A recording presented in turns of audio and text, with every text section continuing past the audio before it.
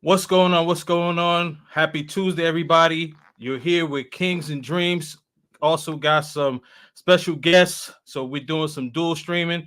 We are going to be talking about a trip that we are going to be going to Cuba. And man, we are going to have a fun week, man. So, let's get it started. Damn, Perk did this? I don't need no one to save me. I was born to be the greatest. All that time in that basement, all that time isn't wasted. Rapping getting faded. I just wanna tell my mom that I made it. Just wanna be the topic of the conversation. Used to rock the gold plated. Now I'm wearing gold chains like I'm famous.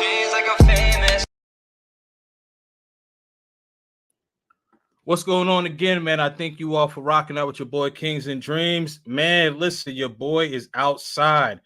Man, I got a 7 a.m. flight. So, definitely had to bring some of my brothers who have been to this country. So I'm very, very excited, man.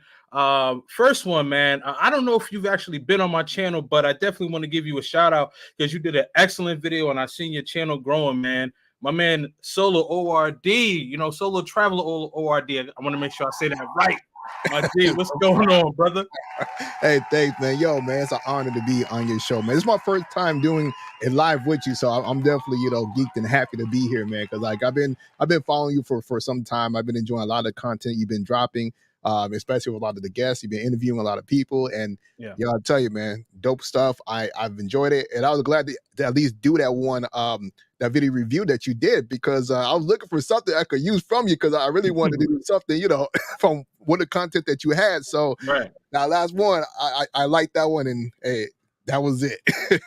Absolutely, man. And, I've been following you as well, man. Your trips to Colombia, so I know Colombia as well, like the back of your hand, brother. So definitely appreciate once we do get back and everything is settled, will definitely be doing a one-on-one. No, I got you for sure. All right, no doubt. My next guest I do want to bring up, man. He also has been a friend of the channel. You've seen him a couple of times. Black Man's Travel, not to be confused with BMT. This is Black Man's Travels. My man, my brother, what's going on with you, man? Are you on mute, brother? Hey, what's going on, man? Thanks for having me. Appreciate Man, that. listen, man, I appreciate it, man. And the thing is, you two gentlemen have been to Cuba before, so you guys have a lot of experience, man. So I'm definitely excited. I'm glad to have you, on the platform. We also doing some dual streaming, so all of our guests are going to be able to intermingle and things like that, man. So I'm very excited, man. Yeah, most For sure. definitely. Most definitely. Yeah, man. And the next guest, first time being on my channel, definitely won't be the last time, man. Definitely got to give my New York City brother vlog trip and Trini, man. We got that Caribbean thing, we got that New York thing going. What's going on, man? What's popping? What's up, guys? What's up, guys? Definitely shout out to all you guys. I'm trying to get like y'all, you know what I mean? I'm trying to get my channel like y'all. My little baby channel just starting up and first time in Cuba, so I'm excited. Absolutely, man. Absolutely, man. I'm so glad to have you guys here, man. It's gonna be a really fun experience, man. Like the one thing I really like is when content creators when they come together and be able to put like all of this different content. Like I'm really excited for the content that we're really gonna be able to put together because all four of us are content creators, so we're looking at it from a creative lens, man. So it's going to be a thing of beauty. That's what I really truly believe, man. Yeah, most definitely, man. I'm looking forward to it. And again, to have so many guys out there. Also, there's a few guys from my Facebook group that's planning to be out there as well. So I think Oh in wow. total, I think it'll be about 10 of us out down there. Oh wow. Okay, so Yeah, we're gonna be yeah. 10 deep. Yeah, man. I was thinking we was gonna be like 4 or 5 or something, but Nah, okay. Hey but man, it's listen. funny because like once I made the announcement that I was going to Cuba, Mhm. everybody hit me up like, "Yo, you going?" Like, I bet. Yeah. They booked their ticket the same time I booked mine, Nice. and so they're gonna show up. So we're gonna go out there and have a good time. Nice. Now, what days are they going to be out there? Because as I mentioned, I told everybody. So, like, I'll be down there tomorrow afternoon. But my first flight is because I have a layover. My first flight is at 7 a.m. Yeah, I fly out tomorrow as well. I'm flying down to Fort Lauderdale. Then from Okay. Fort Lauderdale, I'm staying there for about a day. Then I leave Thursday morning. So Okay. I should arrive in Cuba at 8:30 a.m. Okay. Okay. Yeah. So I'll be in Cuba tomorrow afternoon at probably around 3 or 3:30 ish. Yeah, Okay, okay. for me, I'm probably gonna be out there on Thursday. So Oh, hopefully you I can are. catch up for all you guys once I get down there. I know it's gonna be hard trying to talk to y'all because of the whole self-service situation, but we're gonna have to find a way to link up once I get out there. 'Cause I know you guys are gonna be out there first. So Yeah, well, no worries, man. What I'll do is like I have a plan for that. So I think like what I'm gonna be able to get, I think I'm actually gonna be able to get a walk-in hotspot.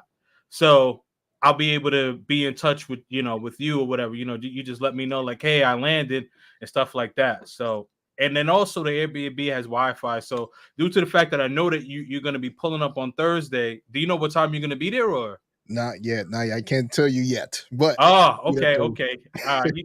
I think he knows, but he wants to surprise the audience. All right, all right. You could hit me on the WhatsApp and let me know. So But yeah, we'll check in for you. Now vlog tripping. Are you coming on Thursday too? I am landing about midday Thursday. Okay, okay. All perfect, right. I'm perfect, man. expecting y'all to lay out the red carpet for me and have everything situated. You know what I mean? So y'all got boots on the ground before me, so I'm expecting to walk in and just slide in all easy. You know what I mean? I got you, man. I got you. I got you. So I did have a couple of questions. For Solo and Black Man's Travels. If y'all don't mind, let me give a couple of shout outs to the chat. There is a super chat that did pop in, so super chats do jump the line. Westside TMZ, my G. All of y'all, make sure y'all check out Westside's channel, man. He has a really good channel as well. He says enjoy and safe trip. Yes, absolutely, man. The most important Appreciate thing is to get there safe and get back safe. Appreciate Yeah, that, man. definitely, definitely. So I mean, the great thing about it is like I've been there, Solo's been there, so we Yeah. know what to expect. And everyone, like typically, I always tell everyone, manage your expectations. Hmm. It's not Dominican Republic, it's not Colombia, it's not Costa Rica. Hmm. Check your ego, check your expectations. Just go there with an open mind and just have a great time. Mm. I that. like that, man. Manage your expectations. I think that that's a great segue, right? So you mentioned DR, you mentioned Colombia. Why would you say manage your expectations and use those as a reference?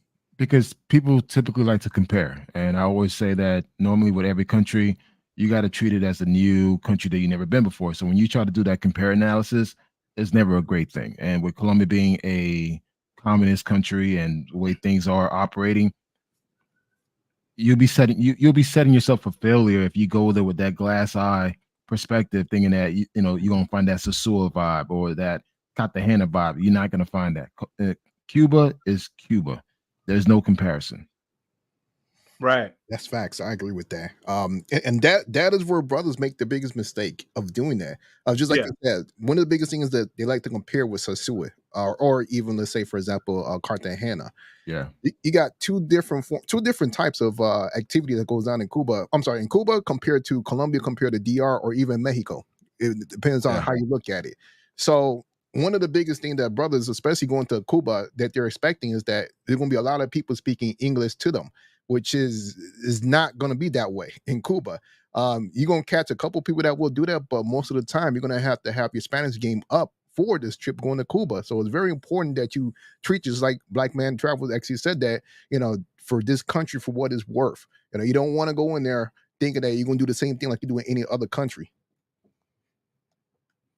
Yep. So Gotcha. it's That makes important sense. that you so that and that's why I tell everyone that goes to Cuba, like, hey, listen, don't carry that same mindset that you have in Brazil, Dominican Republic or Colombia or Costa Rica, Mexico.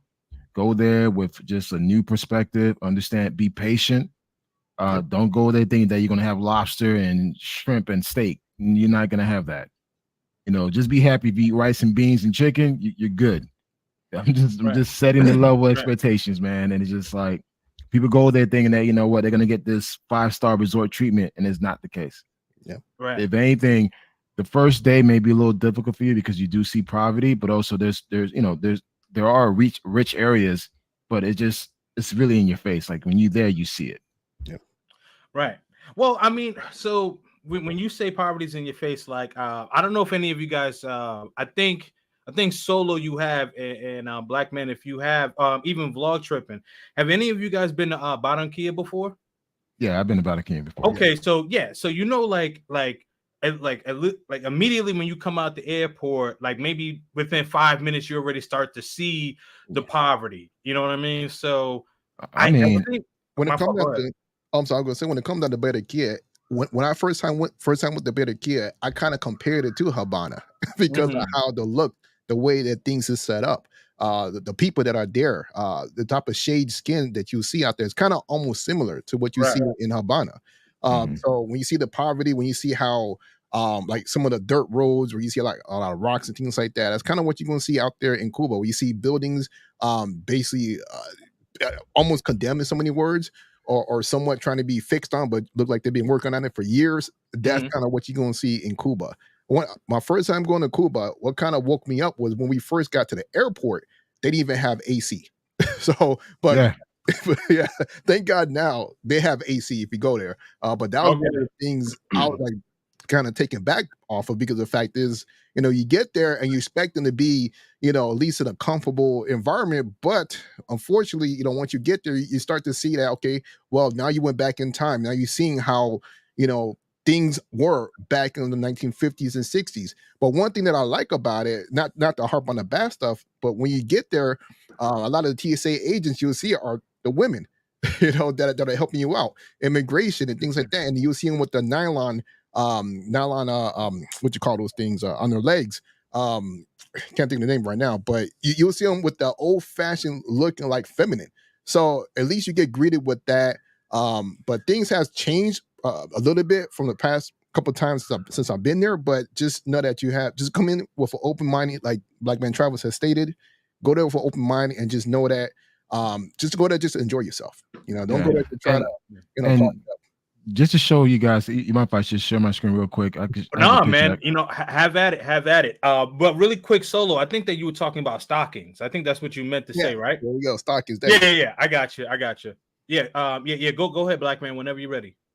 All right, where is it? Okay, just to give you guys a perspective. Hold on. Like this is what you see. Can you guys see it? Yeah. Yep.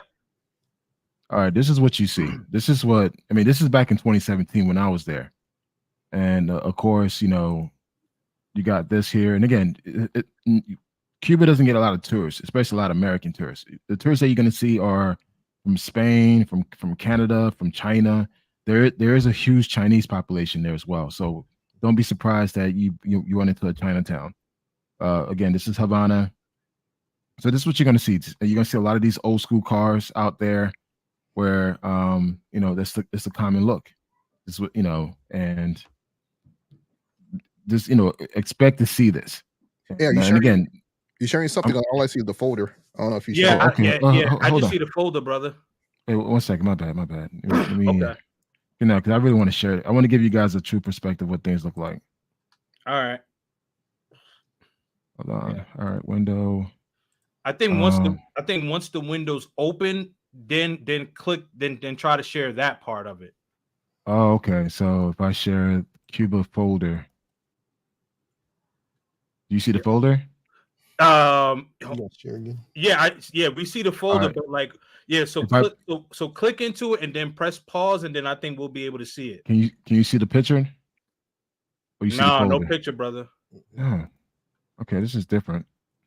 All right. Well, shit. I wanted to. You know what? Let me do this. 1 second, guys. Okay, no worries, man. Yeah. And if, yeah, While you figuring it out, do you mind if we shout some people out? Yeah, go for it. Go for it. Man, because who also went to Cuba, the Flyboy Way, man. He was out there shouts holding out it to down. him. So salute to the Flyboy Way, THEFLYBOY. Don't ask why. Just check out the channel. My brother right there. Tim Howard is in the building. Listen, any moderators, make sure that you are dropping all of our links. We are streaming from all of our channels, so please make sure that you dropping everybody's links. Subscribe to everybody's channels. You know, subscribe to mine, subscribe to Solo ORD, subscribe to Vibe Tripping. I see you got it now, and also make sure you subscribe to Black Man's Travels. Here we go. All right, so what I'm showing here is Old Havana, and this is what it looks like, guys. Now, granted, guys, this could fool you because again, based on from the outside of these buildings, it look very run down, but once you go inside, it's completely different. And I know Solo, you probably experienced that as well. Like from the outside, it looks very, very run down, but once you're inside, depending on how modern the place is, it could get really fancy in there. So this is Old Havana. Again, you know, this is I think this is outside of Alvarado near the Malacon area. So this is right on the coastline. Yeah, that's actually where I'm going to be staying at. But yeah, so this is your area right here. Yep. Yeah, and of course, see again, a lot of rundown buildings. People are actually living in these buildings. A lot of buildings are decaying because due to a lack of infrastructure. But again, guys, just go there. Just be humble. Don't go there with arrogance. Don't go there with jewelry. Don't go there being loud. Again, because you're in a communist country, so your ass will get checked. And just be mindful of that. And again, this is one of the schools that I went to back in 2017. I actually brought some school supplies out there. And one thing, guys, Cuba is black, man. As much as, you know, if you ever lived in Miami or gone to Miami, you would think Cuba is based on a certain skin tone. No, majority of people in Cuba are actually black. Yep. And of course, the cars, the classic cars. One thing, guys, avoid some of these cars because they will try to scam you. So before you sit in this car, try to negotiate. Don't pay more than $40 for a tour. If you pay more than that, they got you. And Yeah, very good to know. Yeah, one thing is it's usually about $20 per person, quote unquote. Yeah. You might be able to get them down cheaper, depending on how you become buddy with them. But you're looking at about $20 per person, 40 total for if you have two people. And okay, I would say I was told 15. Yeah, might be able to get that down depending on. I mean, right now things are super slow because it's hurricane season. So their high season is kind of similar to Dominican Republic between November and April. Right now things are super slow, so you could actually go there and actually negotiate a great rate, maybe get it for $15 or $20. But once you do the car tour one time, you don't need to do it again. Like just do it, get the pictures, do the tour, whatever. After that, don't do it again because it's just be a total waste. You could actually walk around and just catch the yellow taxi or the brown taxis. And this is Havana from a high view. I like that aerial shot, man. Yeah, and actually we could go there. It's free. I think you pay $2 to get in, and they'll take you to the highest point. It's the elevator. Yeah, and it's a museum that highlights Fidel Castro life, where he started, from the beginning to the end. So it's kind of cool. Man, listen, that's a thumbnail right there. Nah. See, well, I'm bringing my camera, man, so I'm definitely gonna have some way better high res images. This is the Revolution Square. They have the pictures of their their leaders, and of course this is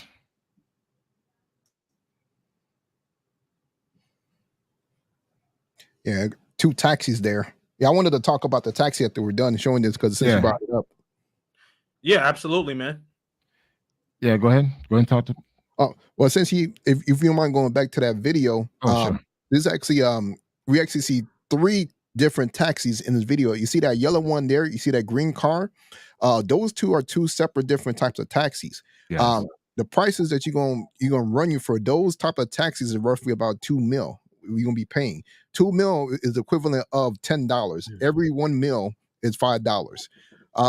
So if you're going to use that to go back and forth from where we're going to be staying at, going to Old Habana, that's how much you should be paying. If someone tells you more than that price, they're going to be trying to get over on you. So you don't want to pay more than $2 million coming from the area that we're staying going to Old Habana.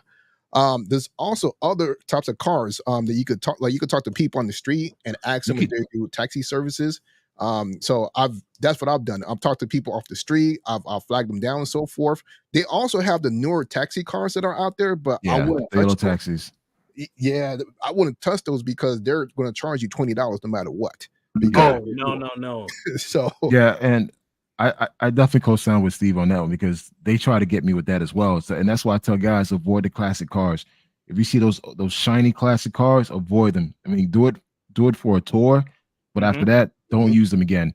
Actually, ORD, I was using that yellow little funny cab with the three wheeler. Yeah, that one right I was there. using that a lot when I was there because I was staying in Old Havana. So traveling between Old Havana and to Bavaro, I jump on these babies, and it was Yeah. fun. But at the same time, I had a cheap phone, so I didn't understand how to use it.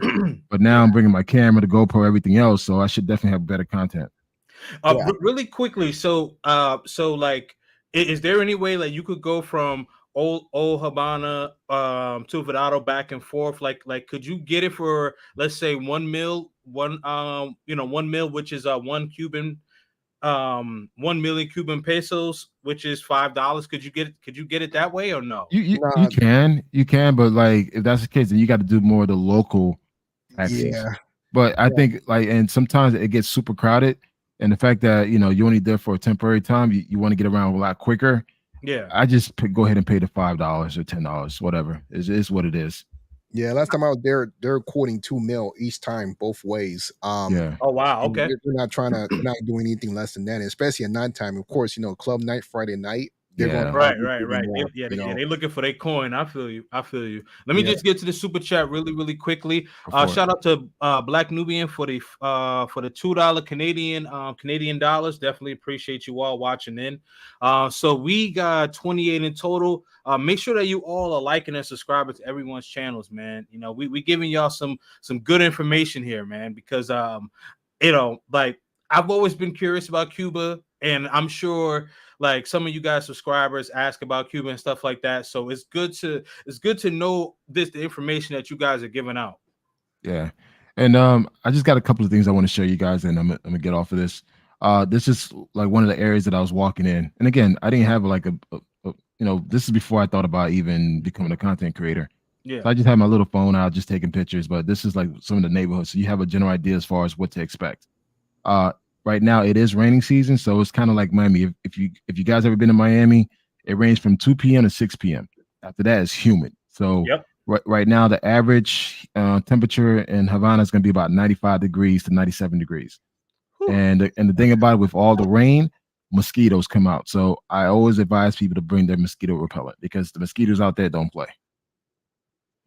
Yeah. Now, do they have insect repellent over there, or Yeah, but it's super expensive. Super yeah, they gonna expensive. charge you what, like $50? Yeah, and that's what you have to understand. Everything's based on scarcity goods. So Hmm. things that you normally use, like soap and stuff that you prefer to have, don't think you're gonna find that over there at a CVS or a Walgreens. You're not Right. gonna find that. That's why they always advise you to bring your own stuff. Yep. Yeah, I'm glad that you mentioned that, because so for guys and ladies who may be watching, Yeah, like for your simple toiletries, toothbrush, toothpaste, deodorant, or you know what I mean? yeah, bring that with you. Oh yeah, absolutely. Well, shoot, 95 degrees. Listen, yeah, you don't want to be walking around musty, man. But And your basic toiletries that you think that you could get, as you said, CVS, Rite Aid, yeah, Walgreens, all of these other places, it's not like that. Like, for all of my Colombian watchers who watch, like, it's not like you could go to, like, Poblado, or you go to the around the corner and what do you call it, the local drugstore, and get something like that. It's not like that. So you want to make sure that you are bringing whatever it is. So make sure that you are packing these things. So yep. that's why as soon as I'm done here, I'm making sure that I pack all my toiletries first. So I this mean, way, I kid you not. I actually went to CVS today to get some Mhm. stuff like Yep. lotion, soap, Yeah. toothpaste, all this stuff. Because the thing is, I'm only there for 4 days, so I just need 4 days worth of items. But guys, if Right. you're there for a long period of time, bring your items with you because again, if you try to buy it out there, you will pay premium prices for it because due to the embargo. Yep. Absolutely. And make sure for you guys that are looking to like dabble, deal with the women that are there, bring some cologne. They love cologne out there.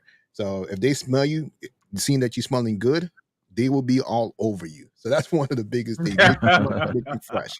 Keep yourself fresh and take baths, take showers, take showers as much as you can while you're Yeah. out there. It's very humid.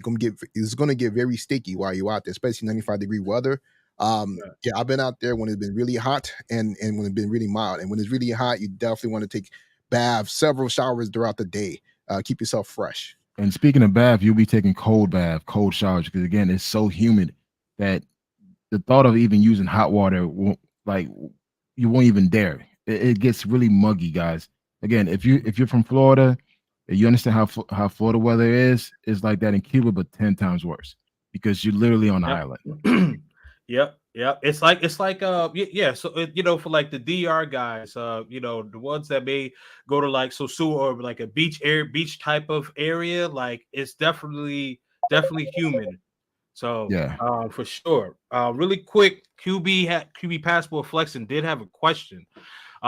This is for you, Black Man's Travels. sure. Black Man's Travels, but aren't you limited by TSA unless you check in the bag?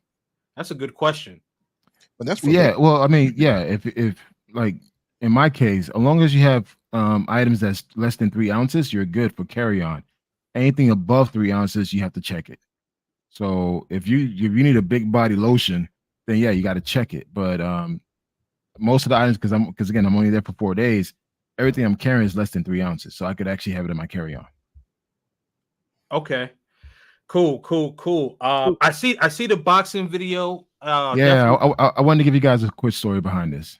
Yes, absolutely. And then we'll go to what Flyboy said. Yeah. Yeah, go ahead. All right. So basically, I boxed. I really enjoy boxing. My trainer, he trained NFL players down in Miami, and I remember as I was getting ready to go to Cuba, it's like, hey, listen, do you have any old equipment that you want to donate? I want to just bring it out to Cuba. And he said, like, you know what?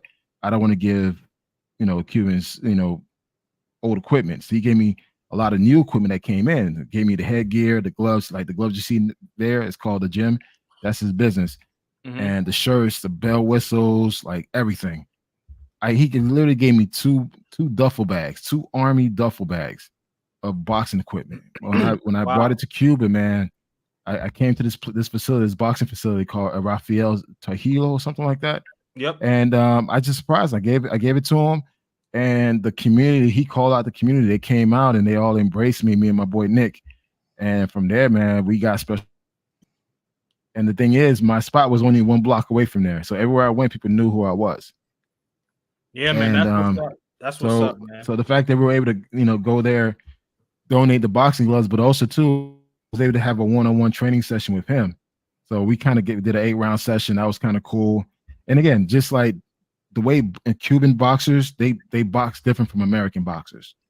So it was like just learning their technique was kind of interesting. It was a great experience, man. If anything, this was my highlight because again, I brought new equipment, shirts, apparel, mouth guards, everything, and they really enjoyed it and they took advantage of it. So this is kind of like my highlight of my trip here. Yeah, absolutely, man. And I love boxing too. Like, I mean, football is my number one. That's the sport that I played, the most. I've never like done like boxing, but I've always loved like martial arts and like one-on-one combat stuff. So Yeah. definitely, man. We gotta hit that place up. Long story short, we gotta hit that place Yeah, up. man. And also too, man, I know there's a lot of YouTube beefs going on, dudes calling out dudes on boxing ring. I want somebody to call me out, man. So let's let's Listen, man. let's Listen, let's, let's man. put it to work, man. Let's put it to work, man. Listen, man, we go keep it on Cuba, man. We go keep it on Cuba. It's all good. Flyboy says, he says, go to the store and get 14 packs of chips. Also, at least 2 Gatorade bottles in your bag for each day that you're there. Okay. Yep, next. And one thing I also want to add, as far as something what not to bring to Cuba, for those for those of you that are content creators, don't bring a drone. You don't Yeah. want to bring that. They will confiscate that. So Say that one more time. I just had to make you big really quick, man. do not bring your drone if you are a content creator because they will take it. And at the same time as they take it, you may not get it back. So they may sit there and inventory it for you, have you sit there for about an hour as they inventory it because they will use paper and pen the inventory. They don't really use computers and things like that. But after they take it, you may never ever see it again. So don't bring that at all. Yeah, guys. If anything, just be smart. Do your research. Understand the reason why you're going there. You're there to support the Cuban people. And just be mindful. If you tend to act a little ignorant in other countries, don't act ignorant in Cuba. Yeah, They don't do will that. arrest you. Yeah, you will get arrested. You may not come back. Yeah. So many words. So that's Yeah, that's no, one thing yeah. to keep in mind. Yeah, no, absolutely. Excellent point, man. I'm glad you told me about the drone because I think some people would automatically like, I want to take a picture of like, a beautiful skyline or something like that, right? And it's like, I mean, you may have good intentions, but you just don't want to, go there with the mentality of like, hey, you know what, like I automatically can do this. Where in other countries they don't care. But the thing, as you mentioned, Black Man Travels, the big thing that you've hit on, I think you said this a couple of times, this is a communist country, so it's different. And it is important that we continue to stress that. Right. You're in a communist country. You're in China. You're in Russia. Yeah. You can't go there and do f crap behavior and thinking that you're gonna come back home. Doesn't work that way. And also, too, if you're a content creator, do not record police. Do not record children. Do not record the military. And be careful you don't record office buildings like government buildings. Yeah. Be careful. So for me, like I'm bringing my equipment. I know ORD gonna be happy. I'm bringing the M50 with me. Nice. Of course, I'm bringing my GoPro with me. Hey man, let me just borrow like one of them, man. I'm bringing the DJI Pocket for incognito. Okay. And of course, this little baby right here, man. This is the Insta360. This bad boy right here. It records 360, and I think this is gonna be my go-to toy, walking around and just capturing a lot of content from a 360 perspective. So, yeah, man, this definitely a work trip. Content focus, content first, play later. So we're gonna go out there and generate as much content as possible. And also, one thing to add: also make sure that whoever you record, you get their permission to permission. Record. Yep. Yeah, you can't just record anyone. So because of the fact that they have the rules on the books of the fact that if you record them without the permission, things can happen to you. Secondly, there's a reason why Cuba is one of the safest countries. It's because they have all these laws, all these rules that you have to follow. So the same thing such as what goes on in Dubai. The reason why they're safe, it's a safe country because they have so many rules and things like that, and people go to jail, such as we heard or we've seen other people or even content creators, women that has went out there and have went to jail for doing things that you would think that would be regular things that goes on in the States. Well, it's a different country. So like he said, as she stressed, this is a communist country. So they have certain rules in place to keep order in the country. And one thing to keep in mind, guys, locals are not allowed to harass tourists. Tourists is their bread and butter. So if a local gets caught harassing a tourist, that's jail time. I'm not sure if you guys heard of what happened with Kurt Cutts, what happened in regards to his recent trip to Cuba. He was recording some ladies that were talking about some transaction thing. Guess what? They found those two girls and arrested them, and they're currently in jail. Wow. Yeah. So hold on, let me chime in for a bit. To my Cuban vets, right? So I have been to Vietnam. Vietnam is a communist country, and I had an amazing time there. Now, since you just mentioned that last part about locals can't harass tourists, are we targeted in any form from the state or from police? When you say targeted, that's actually a great question right there, Vlog Tripping. Well, here's the thing. Want to be more specific when you say targeted? Are you talking about as far as for your safety, or targeted as far as for making purchases or for hustling us? Target as being something like you're being extorted, or that's the way I took it, like a shakedown. Like the police, I'm hungry. Can I get some money for food? Otherwise, if you don't do it, they're like, yo, you're breaking this law, you're breaking that law. No. That kind of thing. I mean, well, I could go first, or then you could follow up. Based on what I've seen, the police kind of keep their distance, man, because they ain't trying to lose their job. And again, the worst thing you could do is go to the U.S. embassy or go to the Cuban embassy and make a complaint. So they're very adamant in regards to not harassing the tourists, because again, tourists is one of their biggest revenue drivers, and especially during the slow season, they're gonna value you more because you're out there. So again, just like the two girls that that got caught on the video trying to make a transaction, they went to their house and arrested them. Now the girls are in jail. Yeah. Wow. From my perspective, I could tell you this. As far as the police and so forth, they really don't mess with you. The only time you're actually gonna have a lot of interaction with someone of that officer or whatever from that field is immigration. Because they're gonna Yeah. drill you, they're gonna ask you a lot of questions of where you're gonna be at, who you're gonna be with, how much money you have, how long you're gonna be there. It isn't like the typical what you get from other countries. That is kind of like just conversation piece. No, this one they actually want to know everything, and they want to make sure that they're gonna follow you for wherever you go to. So you want to make sure that you don't lie to them about that. But out on the streets, with the police, you don't get any not a lot of interaction with them at all. Yeah. They're fine. They're just doing their job and so forth. Most of the time, all the interaction you're gonna get with are with the local, the people trying to hustle, trying to make Yeah. money. It's not that they're hustling, trying to rip you off. They're They're just trying to hustling eat. to make money.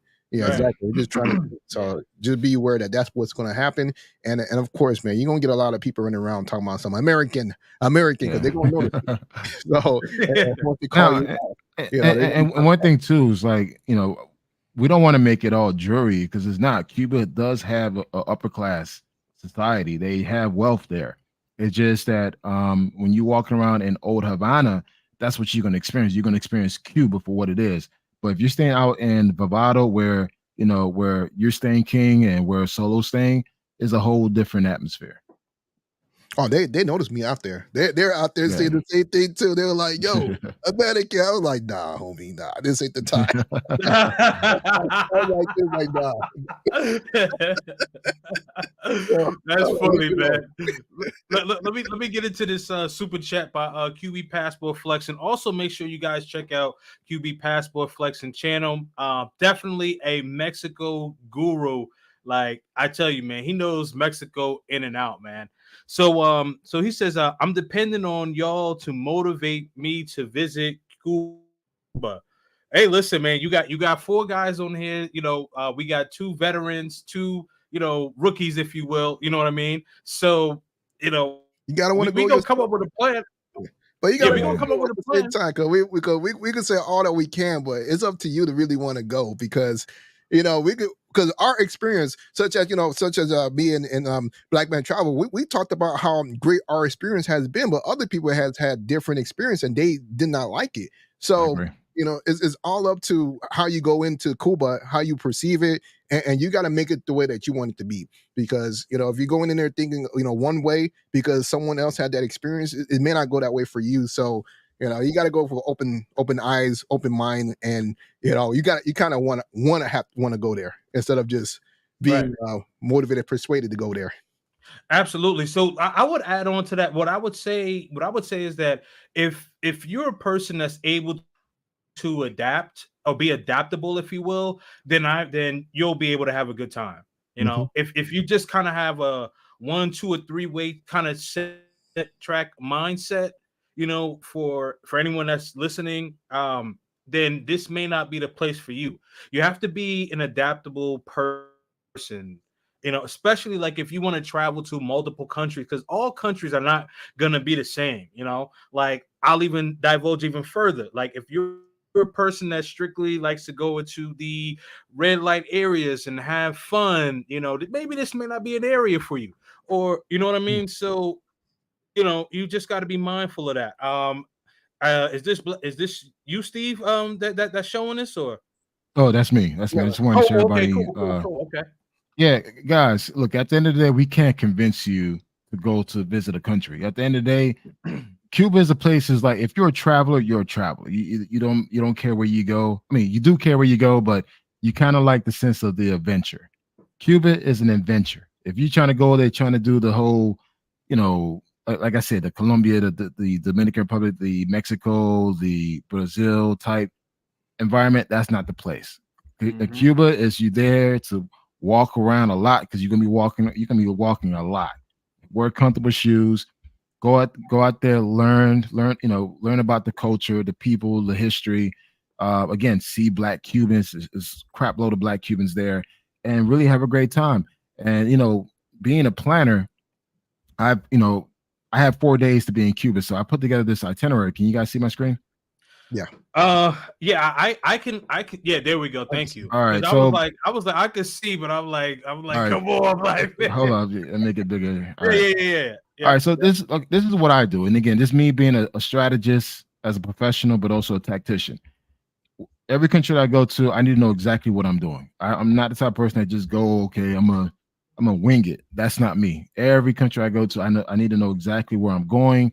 I create a timeline as far as what places to go, what I'm planning to do at night, what restaurants I want to check out. So worst case scenario, if I don't go to it, I have a backup plan. So I put together this itinerary for 4 days, Havana, Cuba, Thursday, highlights, the time we come in, the places we're gonna check out, dinner time and downtime, and of course the club, the nightlife. These are some of the options that we could go each day of the week. So Friday, same thing. It's a detailed plan that highlights how I move. And anyone that actually travel with me will basically follow this plan. Now, if you choose to do your own thing, that's on you. But again, I like to do my research when it comes to traveling because it makes things a lot easier when I get there.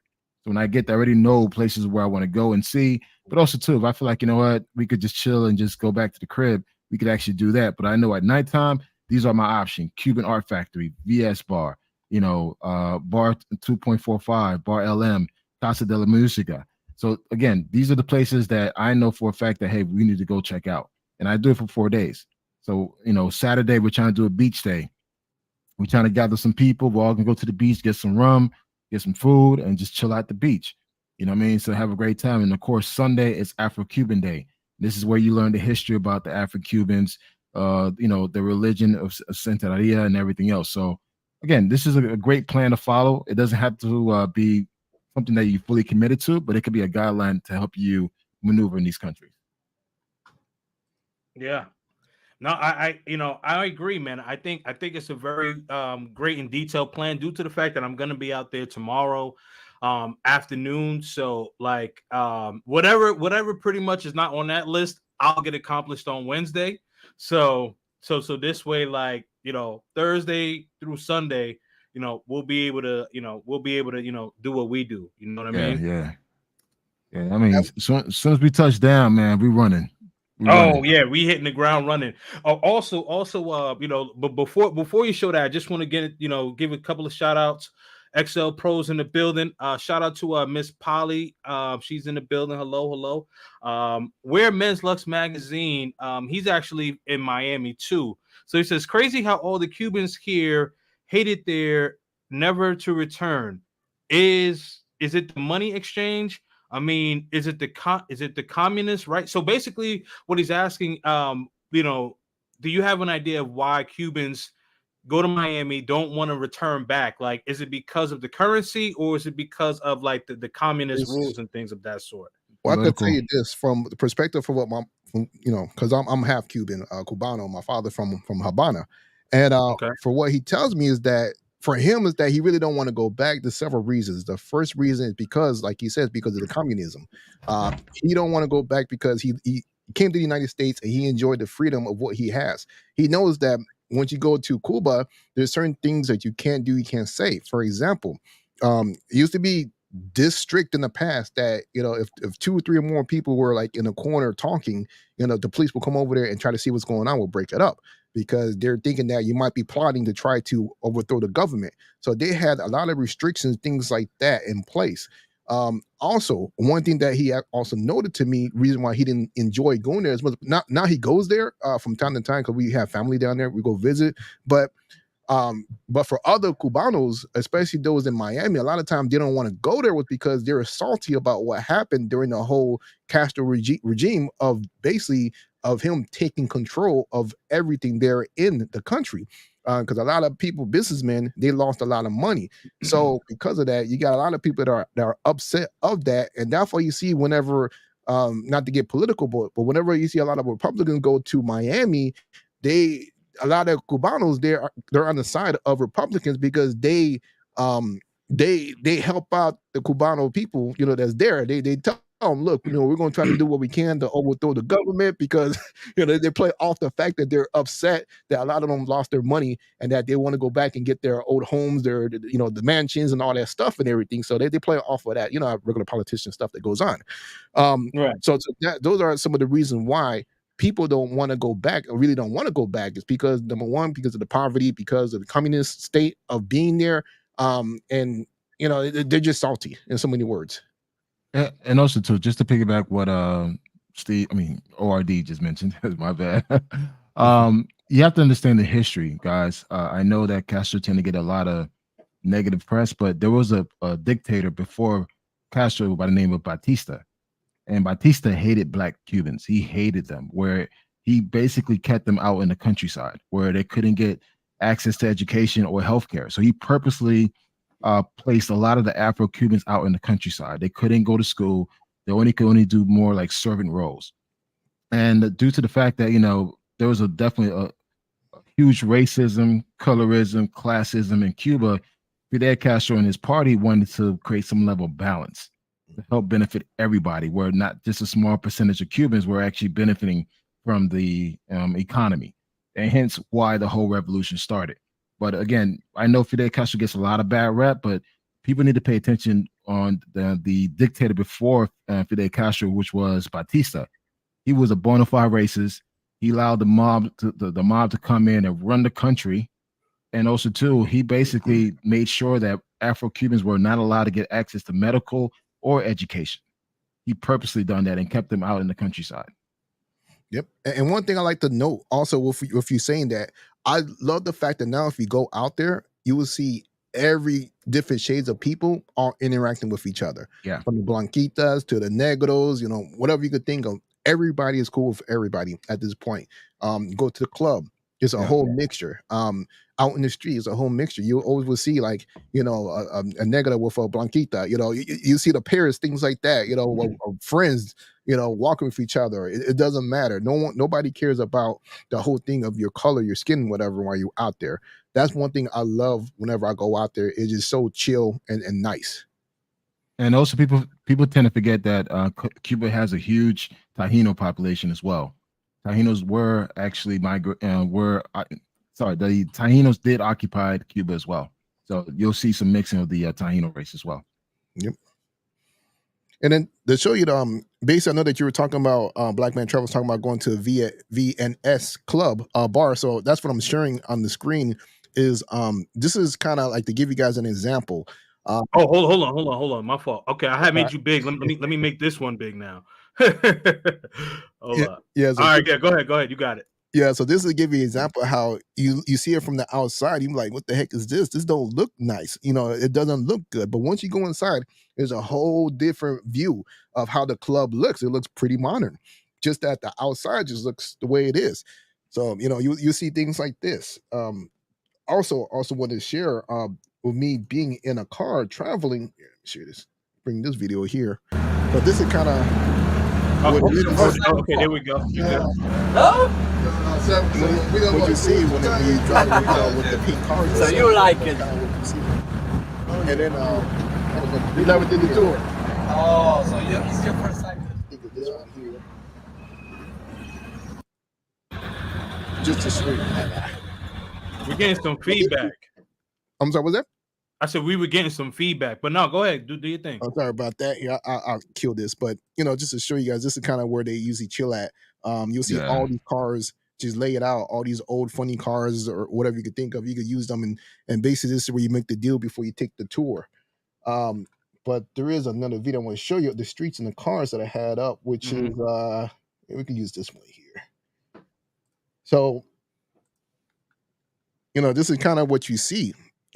As you're going through the streets, you're gonna see a lot of people. This is kind of the scenery of the whole area, of the houses and everything. You would think that, oh my God, this place is run down, but it's actually really nice once you go in there. You see that they do have AC units, so you do have that out there, which is good. But when you do the Airbnb, depending on which one you go to, the AC may not be the greatest. So just know that that's what's going to happen. I made sure my place has AC and it's thorough. So it's a 5-star spot. So I'm looking forward to that. And also, absolutely. I mean, like like the thing is, especially when I know like a place is humid, right? Like, I'm West Indian, so like I know Jamaica has the humidity.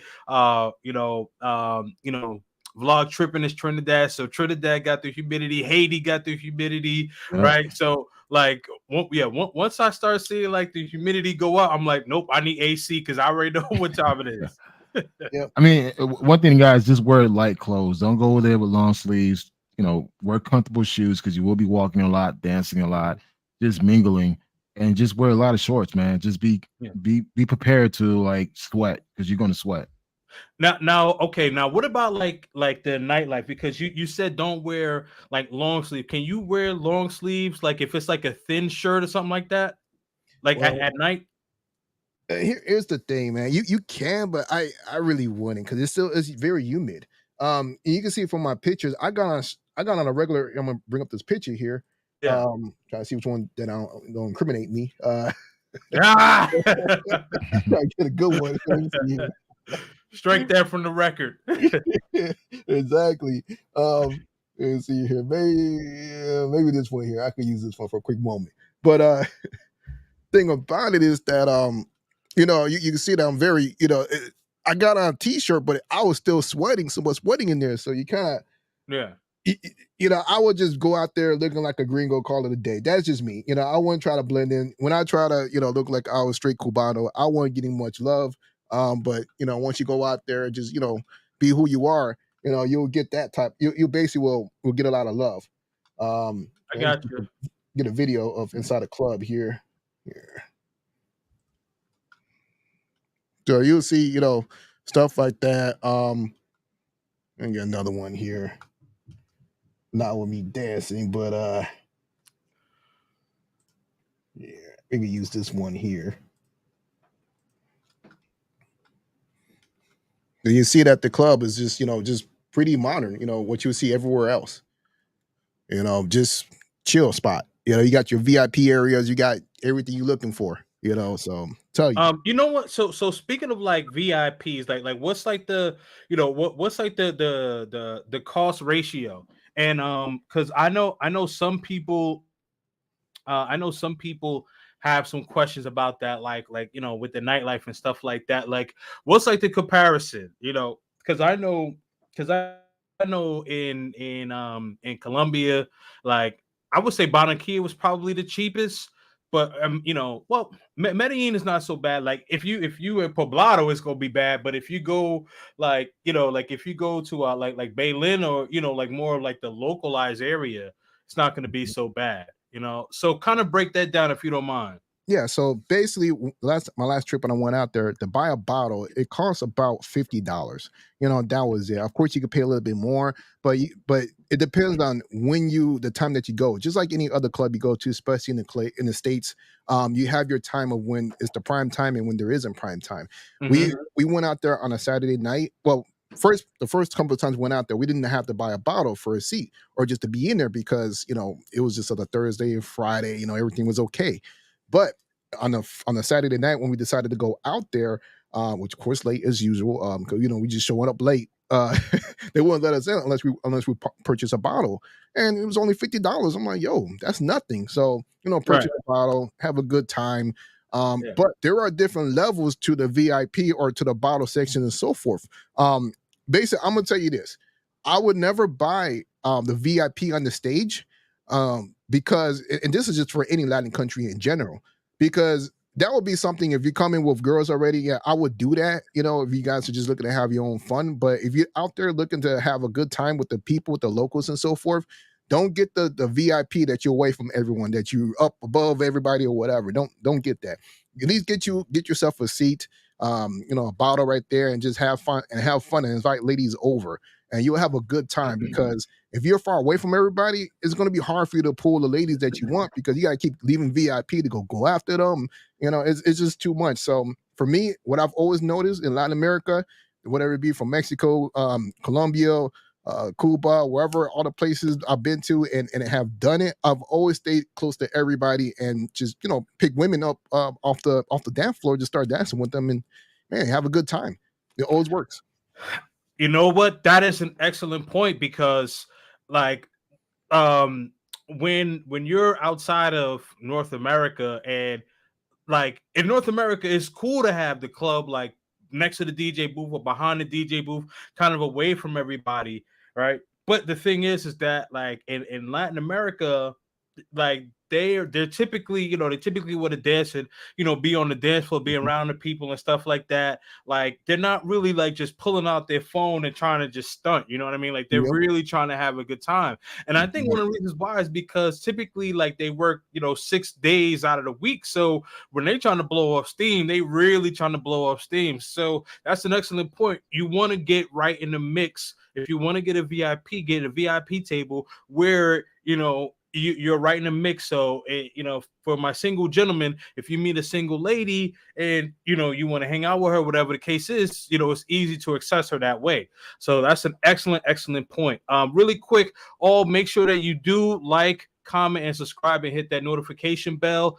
Make sure that you are all subscribing to all of our channels. Make sure that you're subscribing to Vlog Tripping. Definitely check out his channel. Black Man's Travels, Solo ORD. Make sure that you all are subscribed to Kings and Dreams. We're giving y'all some great content here tonight, man. Flyboy's been saying some things in the chat, and I wanted to actually, I'm gonna work my way backwards, Flyboy. So he says, Vadado, the bottle, 22 liters. Wait, 22 bottle, 151 on weekend Mm. and $100 during the week. So wait, $100 US? Hold on, expound on that, Flyboy, because there's no way I'm paying $100 in Cuba for a bottle, man. I might as well just Yeah. stay here. I Yeah. might as well just Almost too much. stay here. What are we doing, man? But there's another thing that Flyboy did mention, and I wanted to address this one. Yeah. So he said also bring medicine for headaches, allergy, and stomach sickness because none of that will be easily available. Yep. So do you think like people would get like headaches and stuff like that like quickly, or? It all depends on people, man, how they are. It is what it comes down to. For me, I haven't had any issues there. Knock on wood, thank God. Yeah, Um, yeah. but of course, just bring all that stuff. You don't need that, just like you said. I mean, it's nothing but the truth. Bring all Yeah. that stuff because you never know what could happen. Either you may not, the food may not sit well with you wherever you went to and so forth. Because there's some situations, some restaurants that you go to, you'll see a whole bunch of flies, outside all around. You never know. Maybe they might have jump on the food, whatever. So you Oh just never man, know. yeah. So bring everything that you need. Make sure you're good. Pepto Bismol, whatever. Yeah. So Yeah, hold no, on, I got a question real quick. Let me chime in for a minute. Oh guys. yeah, man. No, absolutely, man. Go ahead, man. So of course, I'm a Cuban rookie, and what I'm thinking about tomorrow is how much cash do I need to withdraw? Because I think you might want to remind the listeners how hard it is to. You can't use your credit card. You don't have an ATM access. That cash is all you have. So how much cash to get, and what type of denominations to get, and where to get your Cuban pesos. So Great question. I'm gonna say this. There's two things to that. First, I'm gonna say for you guys that actually have bank accounts in other countries, such as Colombian guys and so forth. If you have a Banco Colombia card, if you go to Cuba, you could use that if you have an account. However, if you don't have any other international accounts, you're stuck. You're gonna have to bring all the cash that you could bring and make sure that you're good out there in Cuba. One thing I've stated, I know a lot of people, one of the biggest things that we usually do whenever we travel for us vets, we always exchange our money into the actual country currency. Well, for Cuba, for me, to tell you the truth, from my perspective, from my experience, I don't think it's well worth it. You're gonna lose a lot of money when you do that. Because the fact is, for some reason, they want dollars down there, whether it be from you purchasing or going to restaurants and so forth. Whenever they give you the bill, they won't give it to you in several set prices. They won't give it to you in Cuban pesos, dollar, the value of the dollar, and in euros. And because of that, for me, I look at it, I might as well just pay in dollars because here's the thing. When you go ahead and exchange your money out there in Cuba, here's for example, if you would change whatever money that you have and you would change it with the government, it's gonna be times 120. So you're gonna lose a lot of money when they actually exchange it and give you the value of what it is times 120. Because like I said before, every 1,000 mil is actually $5. So if you go with the government, they're gonna get you on that. If you go with the people on the streets, it's gonna be times 170 or times 180, but you're still losing money, still losing value of that dollar. So there is no point of you changing it when they're still looking for dollars. So that's why I was telling a lot of people like Black Man Travel, telling everybody, yo, when you go down there, just use your dollars. Don't exchange it because you're gonna lose a lot of money when you do that. And like we said before, since there's the embargo between the United States and Cuba, you cannot use your bank card out there, your credit cards out there, nothing from the United States. So you have to go down there with cash and just protect your cash at all costs. Yeah, I could say this: I'm only bringing $500. That's my budget. If I Yeah. spend more than $500 in 4 days, that means that I have poor money management skills. So I'm gonna be there. So I'm gonna be there one extra day, but I'm coming there pretty much in the afternoon. So I'm not really gonna really be doing much. So my budget is 500 as well. Yeah, guys, there's no need to overspend in these countries. When if you look at it, what is your daily spend here in the States? If you Right. doubling that in another country, that means that you're doing something wrong. So for me, Right. $500, that's $100 a day. That means I should be able to come back home with at least 200 in my pocket. That's my goal. Right. Absolutely. Yeah. And not only that, I mean, like, so you got us four that's gonna be there, and then so 6 other guys, so 10 guys. We need $500 each in Cuba. Nah, Nah. nah, And man. those are two guys, man. Listen, we still gonna pregame at the crib, drink at the crib, make sure you're good. And when you go to the club, I mean, you get a bottle, but the bottle's not for you, it's for the guests. Right. And you just Exactly. there to soak up the energy and have a great time. So again, $500 is more than enough, like for 5 days in Cuba. If you carry more than that, that's on you, man. Right. Right. Right. Yeah, Yeah, unless you man. kind of wild out with a bunch of do some other entertainment. Yeah. Right. Yeah. Like that's yeah. That's some angering going with the M right there, man. Exactly. Some serious. And even in that, if you like, even for the ongering, let's say ongering, you, Uh-huh. you shouldn't pay more than $40. Yeah. Yep. Yep. Yeah. For ongering purposes. No, you can say mongering. Nah, I I was want to just keep being funny. it. I was just being funny. But no, I completely get it, man. Another person who was out there, Milano, I see you. I see you had posted something earlier. Oh, my fault. This is a millennial, my fault. I saw him out there too. Yeah, man. Shout out to everybody in the chat. Internationally known. Oh, okay. Yeah, he's just saying what up. Okay. I thought like he had something to say. But yeah, so I did drop a link for Flyboy to come up. Please, Flyboy only. Please, Flyboy only. You know what I mean? Because Flyboy was just out there, so I know Flyboy has his experience to speak about Cuba.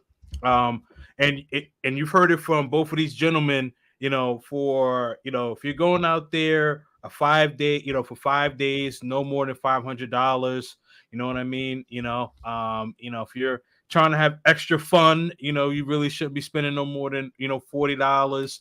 And if you're going out there, like if it's like 3 or 4 of your boys or whatever, you know what I mean?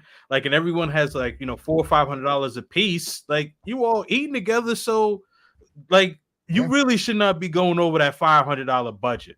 And the food is cheap too. The food is not Right. that expensive, and unless you're trying to go to some high class or wannabe high class restaurant, I mean, you could do that. You could waste your money, but Yeah. most of the places, especially in the outskirts of Old Habana, I mean, you really basically for a meal, you're spending about $5, maybe $10 per se Yeah. for a meal, not including drinks or whatever. So I did want to ask you guys a question to actually answer our audiences. So like So like if you go into like the local market, right, like to get like some food for breakfast, you're getting like, scrambled eggs or orange juice and stuff like that, you know what I mean? Because like you want to be able to make your own breakfast, but during the day you're probably going to pick up lunch and dinner or whatever, right? So does that save you money as opposed to just $10 for lunch, $10 for breakfast, $10 for dinner? Yeah, well, for me, what I've done in the past, I've coordinated with my Airbnb host, Mm-hmm. and for $5 extra every morning, she'll cook us breakfast. She'll cook us a spread of breakfast. So, Oh, nice. um, $5 is good enough for breakfast for me. But also too, I may not wake up until 12 o'clock. So it really depends. That's true. But That's but true. normally I try to eat out at least one time out of the day, mainly for dinner, Mm-hmm. or probably lunch. Lunch I get a sandwich, man. I get a Cuban sandwich.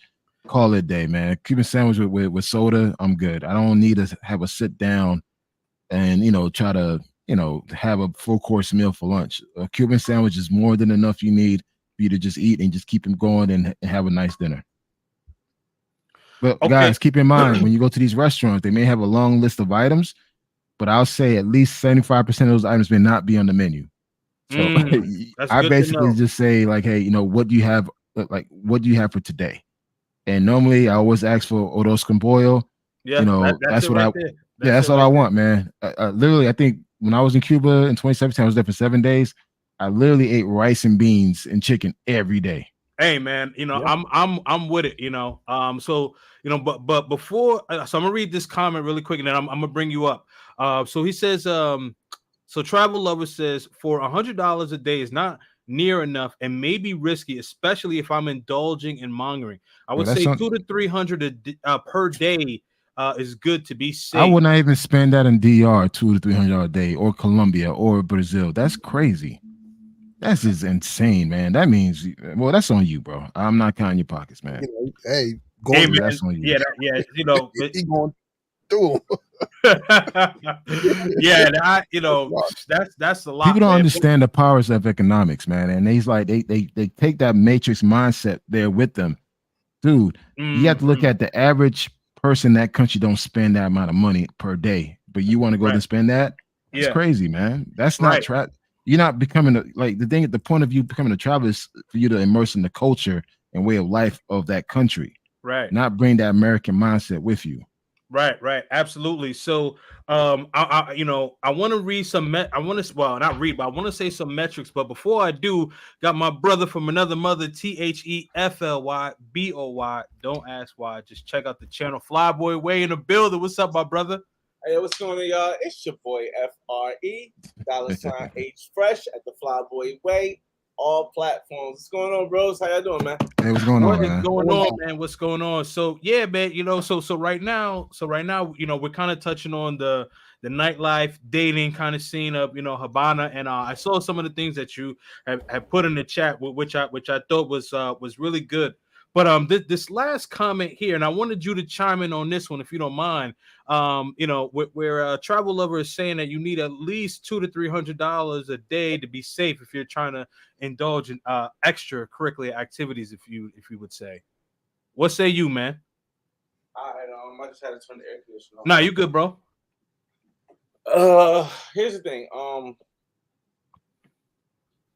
I'm in the middle between both of you guys. Like for me, the type of quality woman I like, the type of quality I like if I want just quality, if I'm not getting not a pro or a non-pro, is going to always be at least a 6 or a 7. I personally, from what my experience there, I don't remember any 6s or 7s, even with negotiating, I mean, with me speaking Spanish and with me dressing nice and me, connected with the culture. I don't remember any 6s or 7s being less than $50. All the ones I seen that was 40 or 30 or 20, and they were ones that was 40, 30, or 20 were like 4s and 3s. So again, it really depends on your style. And the other ones that weren't were a lot older. Like I personally, when I go and whether I'm getting a non-pro or pro, I go between the ages of 21. Sometimes I take 20 until about 30. If once they start to look older than 30, then it's like, do I really want to spend money for this to get time because there's so many other options. So I would tell a person if you want to be if you want to give it a take a little bit, if you want a pro, you're going to need between 70. If you want a quality pro, you're going to need between 70 and 100. A lot of them, the top ones that you see are going to in the clubs. If you go to the clubs like King's Bar, if you go to Illusions, if you go to LM, if you go to these clubs where they're going to dress differently than the ones you see in like the little bars, they're going to have a different vibe. They may be even more, if you like the hip hop vibe, they may be more into the hip hop swing of things than the ones you'll see at like VS Bar or the other bars that's close to the Malecone, because those bars are just the bars that everyone has access to.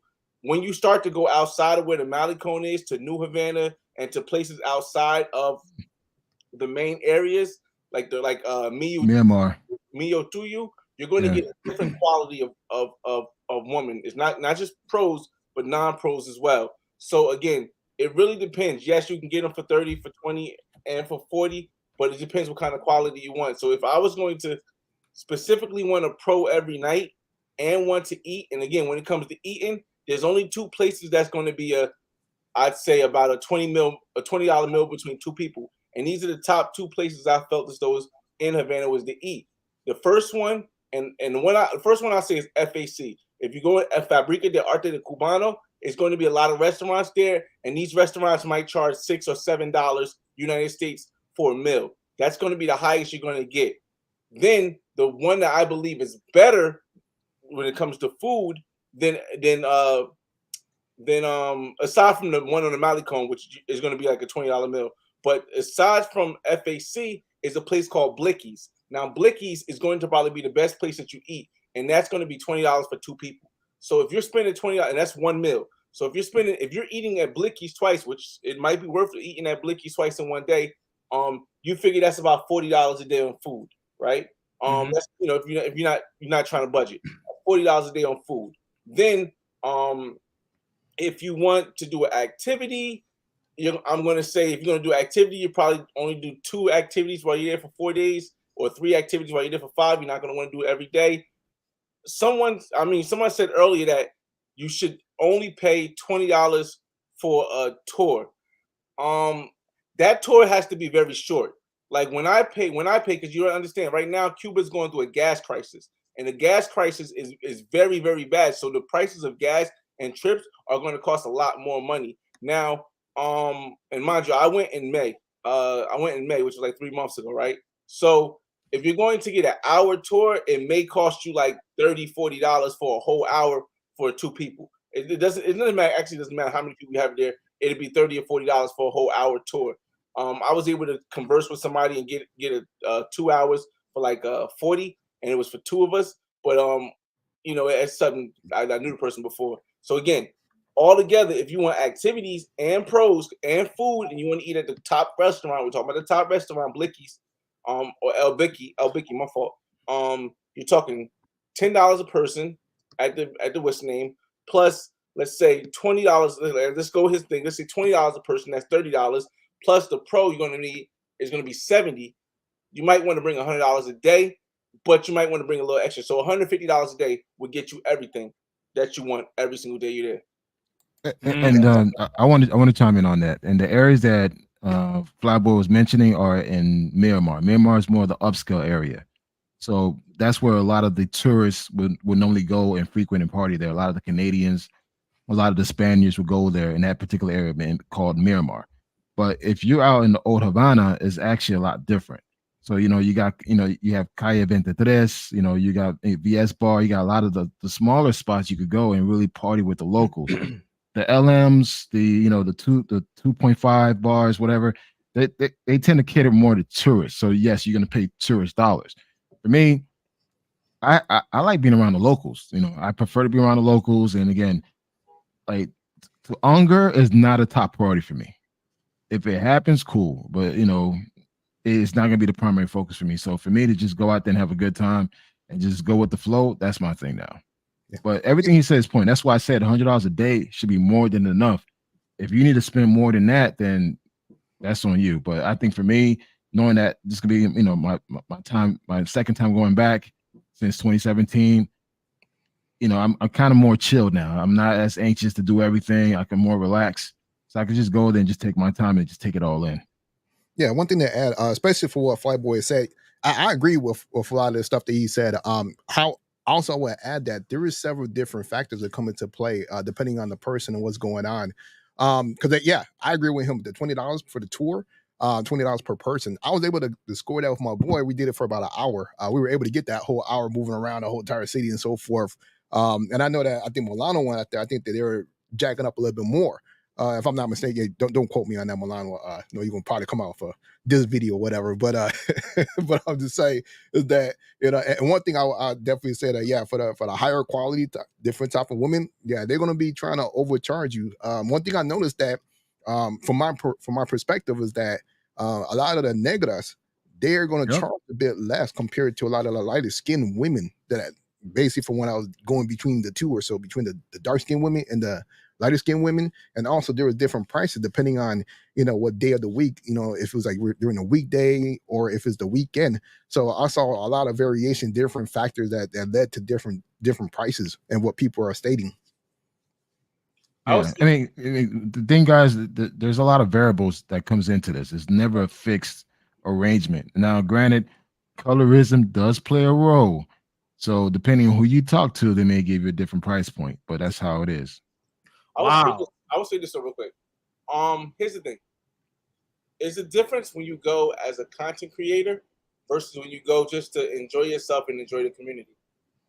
Me personally, when I went to Havana just past time, I was going as a content creator who wanted to give an update because I had been there before the pandemic. I was giving an update. So as a content creator, I felt as though I had to do a lot more than I would normally do. Like when I do go back to Cuba and I'm just going to relax and hang out with the great people I met.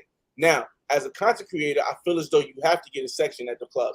The reason why I say you have to get a section at the club as a content creator is because you're recording this stuff. You're going to be doing this stuff. Now, if you're in the middle of the crowd trying to record, it's going to come off kind of, a little bit off. And at the same token, if you don't have a section or a bottle, it's going to be a lot harder for you to like really get the whole rest of the club. Like, let me see if you can share the screen with me real quick. Yeah. So yeah, I agree with that. I agree with that totally. Yeah, because when I went, I was like, yo. Once I got down there, at first my mentality was about creating content, and I was like, "Yo, screw this." I started absolutely. Everything. I was like, "Forget it," and that's what I'm gonna do the same time when I go out there. This time I'm like, I'm not even gonna create content. I'm just gonna go have fun. Oh man, so what? So it's just me and vlog that's only content creating, man. I'm gonna jump in, but I'm not gonna take it serious. That's the thing. Oh man, all right, I got you. But really quick shout out to my man Gavin Turner for the $4.99 super chat. Says salute. Thank you all for watching, man. We got 30 people in here watching. Definitely make sure that you share the video, like and subscribe to all of these channels: Flyboy Way, Vlog Tripping, Black Man's Travel, Solo ORD, Kings and Dreams. All of us content creators, man. So subscribe to the channel. Hey, Fly. So all you got to do is when you hit the share button, just hit that, and then it's gonna ask me to allow it, and then okay, you just did it. Okay, cool. Here we are. All right, so I'm gonna show you two different. Yeah, I'm gonna show you guys two different point of views. Now, here's the thing. I would say you only really need if you're going as a content creator, you only really need to buy the section one time. And the reason why I say one time is you have to remember to get all the footage from that time. But it is also good to go to the same place again without buying the section, because what you do is you not only get one angle, but you get two different angles of the same spot, which can show you two different perspectives of traveling. So this angle I'm gonna first show you right here, the angle of me and my homie Blaze and Bars. When we bought the section, and we bought the section again, it cost $150 because it was on a Saturday night, and we end up meeting up with the Cuban plug. So shout out to your Cuban plug. We met up with him and another brother, Snow, that I met on Instagram. That he told me that he was gonna be there. He watched the channel. So this is the first angle when we're at the club right now. Here's a couple things that you'll understand. From this angle, I get to show you as a content creator how it feels to be, in your own section. Now, mind you, everybody in this section is black or Hispanic. Everybody in this section right here. If you could look, everybody. This guy right here is Rick Ross's big brother. That's Cuban plug right there. I'm trying to slow it down a little bit. Hold a second. Let me see if I can bring it back real quick. Yeah, this guy right here, Paparazzi Zoe, That's Rick Ross, big brother. Cuban thing, my boy back there. And this is here. Another thing about buying a section is now. Remember, you guys said. Remember, all right, right here. Stop. Right there. Boom. Remember, he said that it's harder to get women. It's a little bit more difficult to get women if you buy a section. Here's the thing about as a content creator, why it's important for you to get a section. I'm going to show you guys real quick, because when you get it, when you're next to them in the club, not all of them are going to be very active with it. You'll see that this woman's going to turn her face around because she doesn't want to really be seen. But you can get the vibe, because here's the thing: the $100 for the pro activities. And I'm not saying this woman's not a pro. This is not my experience. It's just a woman that came up to pop bottles with us. That's what I'm going to say. But let's say you want the pro experience, right? If you give $100, it's not just for you to go back. $100, go back for an hour, and that's it.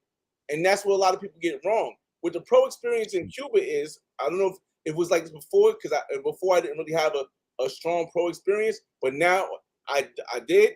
So now it's that $100 gets you in the club if it's 11 o'clock, and they say, hey, while I'm talking about this, let me get off the screen real quick, because I don't know. Say that. All right. So in the club, if you see a pro that you like, you go over to the pro and she says $100. It's not for an hour. It's not for you to go take it right there and go back to your Airbnb or to your Casa Particular. It's for the whole night. And when I mean the whole night is they come up to your section, they hang out with you, and then you pop bottles, you drink, you can get the creator experience that you might want to get. And then afterwards, you go back to your casa and you. Yep. And that's what the whole $100 experience is for. Now, as a person who just wants to have fun, it may not be worth it. You might want to negotiate, because there's a bunch more that will charge 70, or you can go outside and get it for 50 from the streetwalkers. But as a content creator, it looks better when you get the whole package, because it comes out looking like something like this. Again, these are not pros I'm going to show you, but I'm just going to show you what it would look like if you get the package or something like that. You see what I'm saying? So this vibe looks better. Now, there were also some women in here that were just happened to be celebrating one of the girls' birthday, and they was black, and they brought a section as well. And I was able to link up with them, and I actually got one of their numbers. But the way I knew she wasn't a pro is because I went to try to see if I can get her for the night, and she was like, "No, I'm hanging out with my girls tonight. We just having fun, and we just here for that." She didn't even mention the money thing. She didn't mention anything. She's like, "Oh, I'm just hanging with my girls right now," and that was these women right here. Let me try to speed up a little bit more. Hold up, because I want to get to the second angle I was telling you guys about. 1 second. Where was that? She's over here. These women right here, strong black Afro-Cuban women. All amazing, successful. And that's my speed right there. See, I don't want to deal with the stuff you just talked about. I'm in it for that. So it's just like, I don't feel the need that I have to like do that. It's just like, you know what? Because when I was there, I didn't have to do that. It was just like, all right, cool. I'm out there having a good time, dancing, partying, and let the energy come to you. And that's what I want. Right. Now, here's the thing about that. If you don't care about even the whole time you're there, then that's cool. But you, as a person who's traveling to Cuba, who's not going to be there for more than 5 days, you are going to be on a limited time. So you're not going to try to. I personally wouldn't try to go after someone that's a non-pro. Now, if the vibe is right, like remember when I was in Veradero, I met a non-pro. Vibe was right, and we just ended up and hanging out and stuff. And it wasn't planned, but the vibe was there. But if that hadn't happened, I would have got something else. But again, I just wanted to show people that in LM and in these clubs, there are a bunch of non-pros that just go to hang out with the girls. But these are going to be the women who have money in Cuba. Because remember, even for the Cuban citizens buying bottles, it's far more expensive than what they can most likely afford. So the second thing I want to show you guys is another angle. So we're going to go back real quick. I want to show you the second angle that I got from the same club. From the exact same club, I'm going to show you the second angle. Now, the second angle was when I went by myself, and I actually I didn't buy a section. I just went by myself to this another area. Now look, let me see where we at. Now this again, this again is going to depend. And it's the same club. I want to show you. There's other clubs I went to, but I want to show you the same club because it's a different angle. This is also going to depend on your personality, as well as your ability to speak Spanish. Now, I heard you guys say, a lot of people don't speak English there, and I kind of believe that. But I feel as though with just English, you can get by at what's that called? So you can get by at in Cuba very well, even without speaking any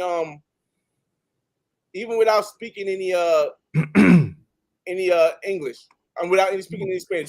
Spanish. See, I don't know, because like if you're not in Oda Habana, it's gonna be hard for you to communicate. Yeah, I disagree with that, man. I'm talking about outside of Habana.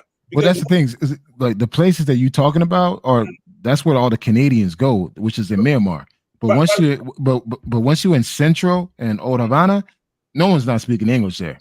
Well, no. They speak in Central. I had experience with people speaking. Yeah, English. man. Yeah, they do. It was English restaurants that was catered to English stuff. But here's what I'm saying: most of the people that are traveling are not going to do what most of us do. Like when I went to Veradero, most people are not going to take a cab there. Most people are going to stay within Havana, Central Havana, and Miramar. So those areas, you can.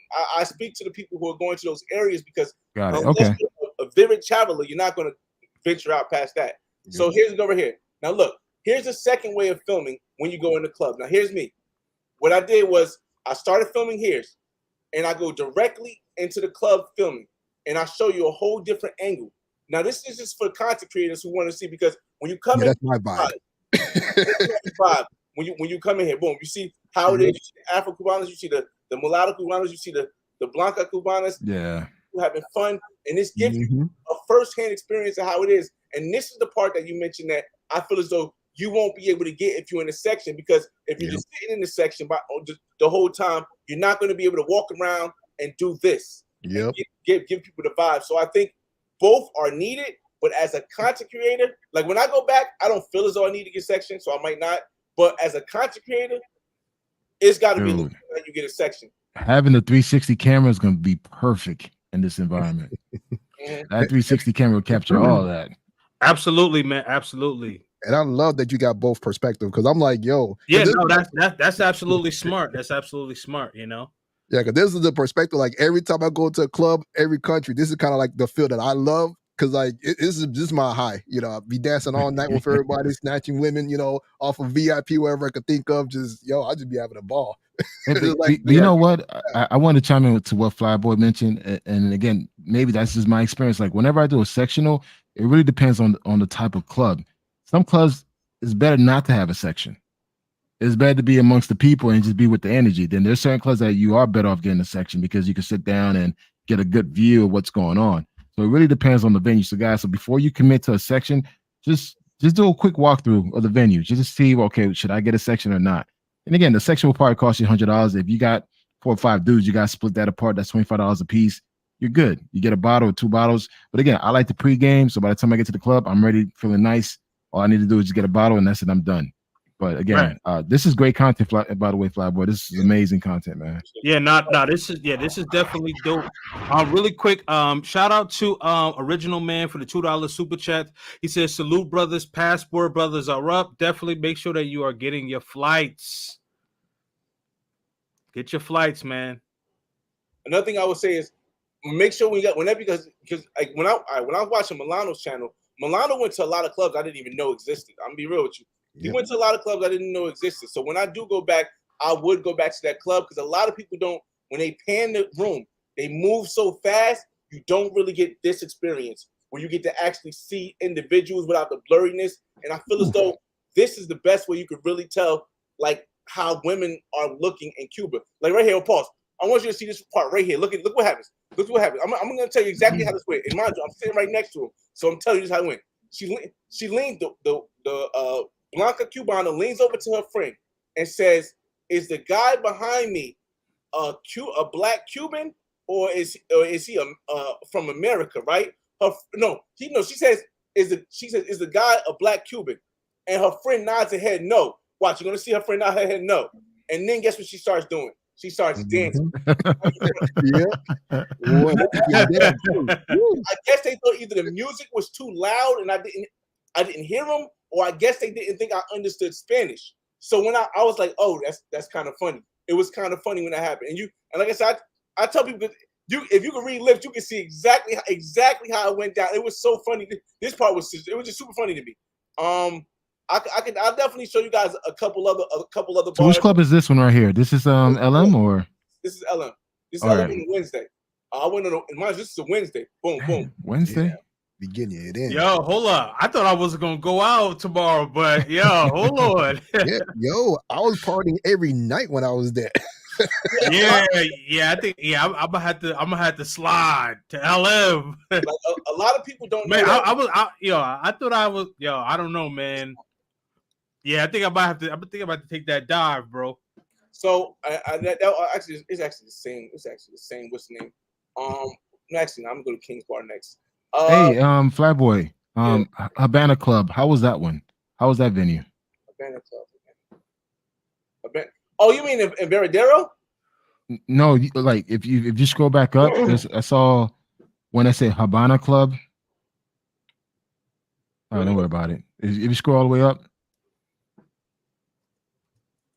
All the way up.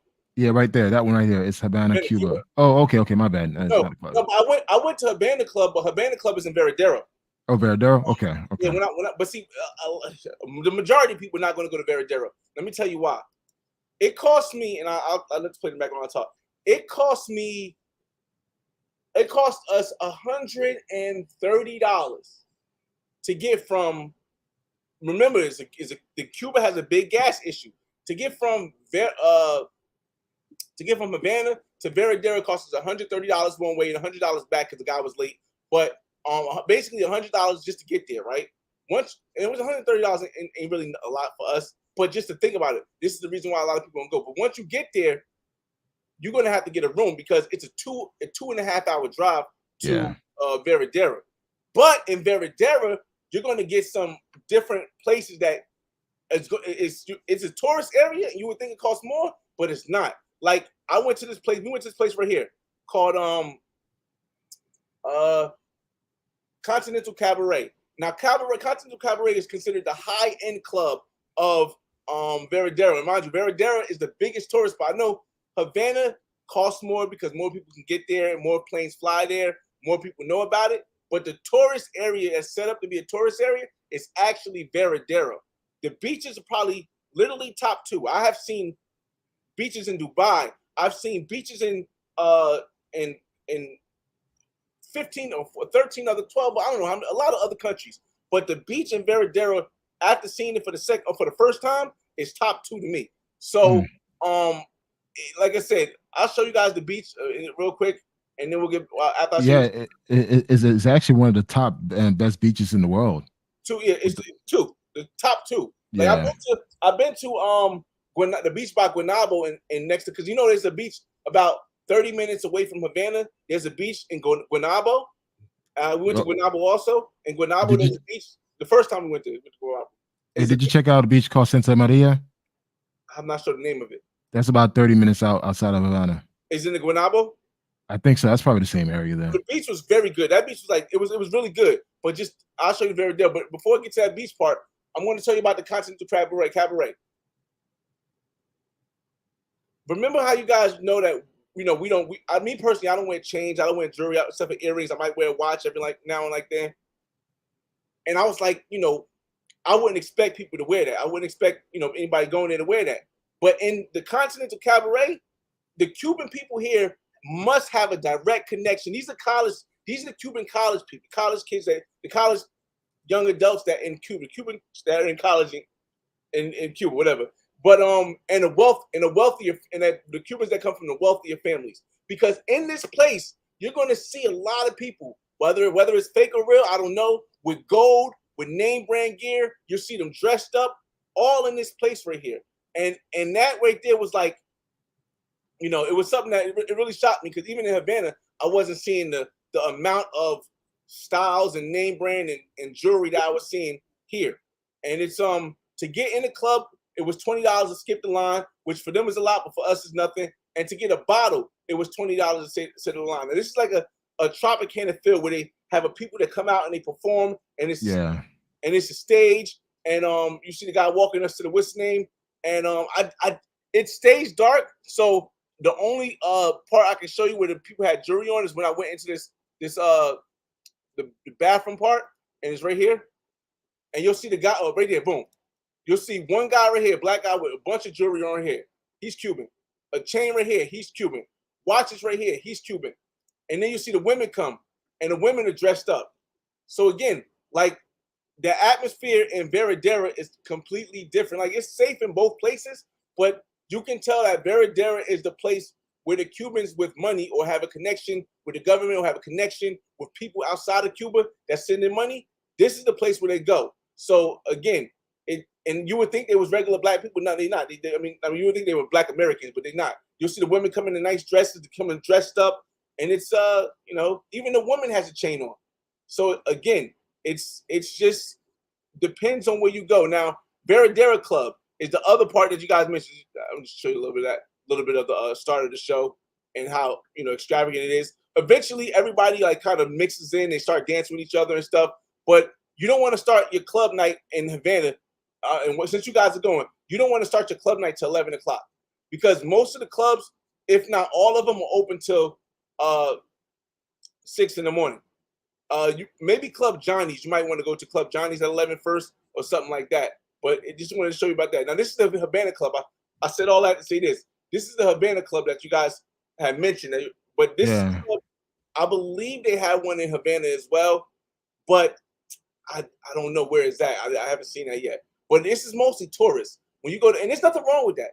Like I had this very unattractive tourist that was trying to get at me and stuff. But Havana Club is mainly for tourists. Like you're going to find some pros there. Like we've seen some pros there. But mostly it's going to be touristic stuff, and they're gonna like lead the pros to be outside because it costs money to get in here. And the last place I'll show you that we went in Veradera was this place called Mama Mia's. Now I went by myself because my homie had to go back. He went back to the crib.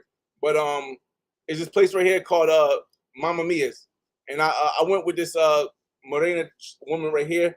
But she told me this place to go right here, and it's in Santa Marta. Santa Marta again is a different part that you won't see anybody that does YouTube going because again, even going to Veradera is a big thing. Santa Marta is 30 minutes outside of Veradera. So imagine if you're not going to Veradera, which is 2.5 hours away, you're not going to then go again another 30 minutes to go somewhere else. But again, the woman I met here in this bar lives in Santa Marta, and if I do go back, I will go back to Santa Marta as well, or at least bring her to Havana.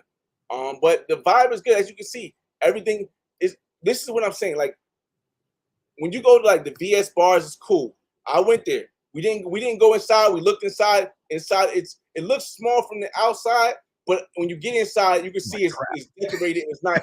It's not outside. Yeah, no, they look like trash from the outside. You be like, what the hell is this? It's not really small. You can get to the door. Most of the time, they got the doors closed, so you got to like, But Yo, Flyboy, let me ask you a question, man, before you continue, man. Sorry to interrupt you. As a first time, I never been to Cuba before. How do the local men perceive you as just moving around as a foreigner, being from America? Okay, okay. In my experience, as they were so interested in getting to know more than what they know of us. Like even when I spoke to the Cuban guy on the video, if you guys watch the video, they only know us from TV because here's the thing. And somebody mentioned it earlier. I believe they was talking about Solo Traveler's father when he says, why does he want to go back to Cuba? Here's the issue with that. When you leave Cuba, you see how amazing stuff is outside of there. But the issue is if you come back, and the reason why a lot of Cubans don't go back is that if you go back, the Cuban government can stop you from leaving that country as a Cuban citizen. It's just like if I have a baby with a Cuban woman, and I take that baby out of Cuba and bring him to the United States, and then go back to Cuba, they can keep the baby and make me leave because the baby is a Cuban citizen. So that's why a lot of Cuban citizens don't go back. But back to what you were saying, they look at us like, oh my God, we're actually seeing what we don't. Because remember, the internet wasn't as big before. In 2018, when I went, they had internet cards, and everybody couldn't afford an internet card because it was like $1. And I know it sounds like a lot to us, but not a lot to them. I mean, it doesn't sound like a lot to us, but $1 was a lot back in 2018. So now, they have internet data on their phone. You can get data on your phone now. And with the data on your phone, they can see the internet. So they see us. They see hip hop. They see rappers. They see basketball players. They see stuff that they don't normally see in Cuba. So when they see somebody, a black person coming from America, who's looking like they have money, when they're accustomed to, like Black Man said, they're accustomed to black people that they see all around not ever having money. They're so intrigued by us that they're going to come up to us and talk to us. And even in this video, you can look and see the styles. Look and see the styles of how people dress. Look, Nike hat. You see this? Nike hat. Yeah. Hey, Fly Boy, I wanted to chime into what you just said, because you said your first trip was in 2018. My first trip was February 2017. And I remember walking around, people find out I was American. People were coming out wanting to see what this American guy looks like. So again, guys, this is before internet. This is internet before internet for them, because in order for them to jump on the internet, they had to buy phone cards. Then you had to go to like an internet park to actually to get access to your Wi-Fi. So you being African American, especially you being from New York, from Miami, from Chicago, like the common areas, they want to get to know you, because especially you being a black person, because again, they're not accustomed to seeing a black person with wealth. And again, because again, due to the classism in Cuba, a lot of black folks are not really doing well financially. So when they see a black person that does well, that's an American, it's like, hey, we want to get to know you. We want to have a good time with you. We want to party with you. And they know our entertainers, because one guy stopped me and he was like, yo, you 50 Cent. You look just like, I'm like, yo, I don't look nothing like 50 Cent. I don't know what you talking about. But yo, they'll try to have the comparison with what they see now on the internet. I still talk to a couple Cubanos right now, and a lot of stuff that they watch is a lot of the old stuff. You know what I mean? And the old music that they listen to, some of the stuff that we were listening to back in 2000, early 2000 and stuff like that. Yeah. So I'm looking like, yo, you finally catching up to that. I'm like, yeah, some of that stuff I enjoy, but I don't really care too much about it. So there's no real hostility to foreigners or foreign black men. No. If anything, Trini, they're gonna embrace you more. And again, depending what clubs you go to, and they're not accustomed to seeing a black American, dude, you're just gonna get more love out there, because they want to get to know who you are, and they're gonna look at you, the way you dress. If anything, don't be surprised if that guy's asks you for your shirt. They may say, hey, can I have your shirt? Or can I have your sneakers? Because they've done that to me plenty of times while I was there. It's just, that's why I tell everybody to go, mainly because, one, I feel as though it changes your perception on reality. Yes. You know how when we first started learning how to travel, when we came back to the United States, we started, well, most of us, when we first started traveling, like when I first started traveling, and then I came back to the United States, I started looking at what I was spending all my money on, what I was doing all this on. I'm like, yo, I could take this money here. And luckily I started traveling at 18. That's why I'm in the predicament I am now. Because at 18, when I was traveling, I'm like, dang, I need to stop spending money here on this other stuff like clothes and all the stuff that my friends and I spend on. And I need to spend money on learning how to move around the world, learning how to move around the states, learning how to move around the country. And Cuba, I feel as though, is that for travelers. So again, when you start traveling, it's one notch, right? But then when you go to Cuba, and I don't want to say that it's not the scene of the poverty. It's not the poverty that makes you change what you consider and how you think about living, how you think about life in general. What it is the happiness of the people there, knowing the conditions that they're in versus the conditions that we're in. Like right now, I'm super upset. I'm disappointed that I wasn't able to refinance and buy my crib in Mexico.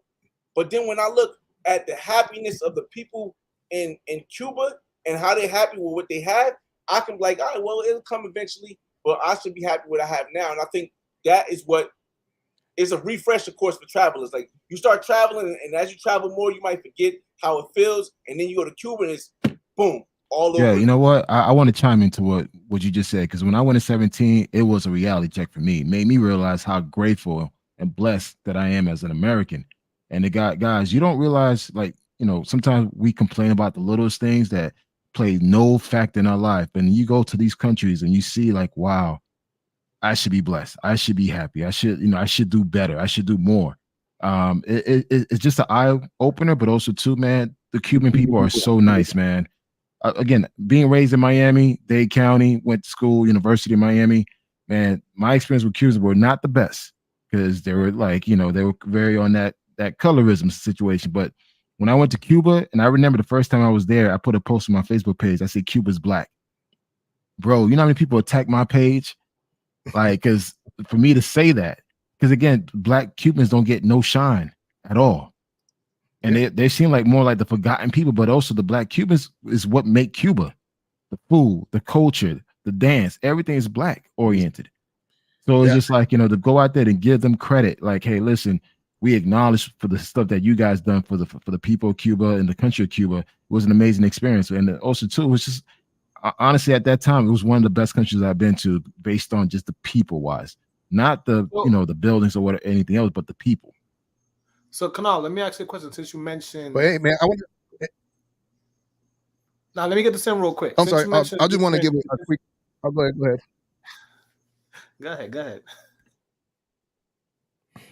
All right. Well, I'm gonna make it quick. I just want to give a shout out to the Flyboy Way because with him explaining a lot of the stuff that he went through, he haven't went in depth, but I've actually watched a lot of the stuff that you put out there. But and if you were able to give out a lot of the stuff that you went to from an early age and to how you got to where you at now, which I think is actually dope because he done a lot. Especially with real estate and so forth, and I gotta give a shout out to you, man, for making that happen at a young age to be able to do what you're doing now. And so I give you your props. Yeah, man, absolutely. I definitely subscribe to your page. I took a quick glance, and you got a lot of videos from Cuba, so I think that might help me better prepare for the trip coming up. But to Kanal, since you mentioned colorism, what is the colorism makeup in Cuba? Is it majority black? Is it majority white Cubanos? Is it a mix? Because you're saying that the black are forgotten people. So what can I expect the makeup to be when I get there? In Havana, you're gonna see a lot of black people. You're gonna see a lot of black people in Havana, and whatever misperception that you have about Cuba, you're gonna see the true reality of it. I was quite surprised that I came across Taino Cubans, like the native Cubans. I was surprised by it. Like I never knew they had them there.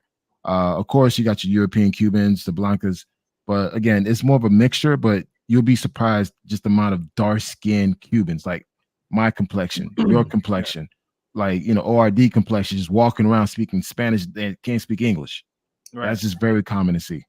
Here's the thing we're here up. So sorry, really quick. I just wanted to chime in because you guys were talking about like the music and stuff like that, right? Like, so there's one club in particular, like in Medellin that I go to, and it's not in the like it's not it's not in Poblado, it's not in Parque Yeres, where you hear a Little Dirk and all that, right? So like you're hearing like the 2000s, you're hearing like the 90s Wu-Tang and all that stuff, you know what I mean? And so like to me, like it gives me that, like at first, like I was shocked. I was like, wow, man, you guys aren't up to date. But like it really made me feel like, okay, you know what, like I could get with this, man. Like it is a vibe, man. It's a vibe for sure. I'll say this. All right, so in LM, you're gonna see a overwhelm. First of all, let's start with the basis. In the basis, in my perspective, Cuba is about 70% black, as far as black meaning darker skin. Yes. People. I agree. However, in a lot of the clubs, like King's Bar or Mio Tuyo, what you're going to see is a lot of lighter Cubans. Let me explain why. Because those clubs are for people who have a little bit of money. And a lot of the black Cubans don't have the money to go to these places. Now, if you do go to like Fabrica de Arte Cubano, when you go to see the performers, guess what you're going to see? A lot of black Cubans. That's where I'm going to be at. You're going to see black Cuban ballerinas, black Cuban pianists, black Cuban actors, black Cuban performers.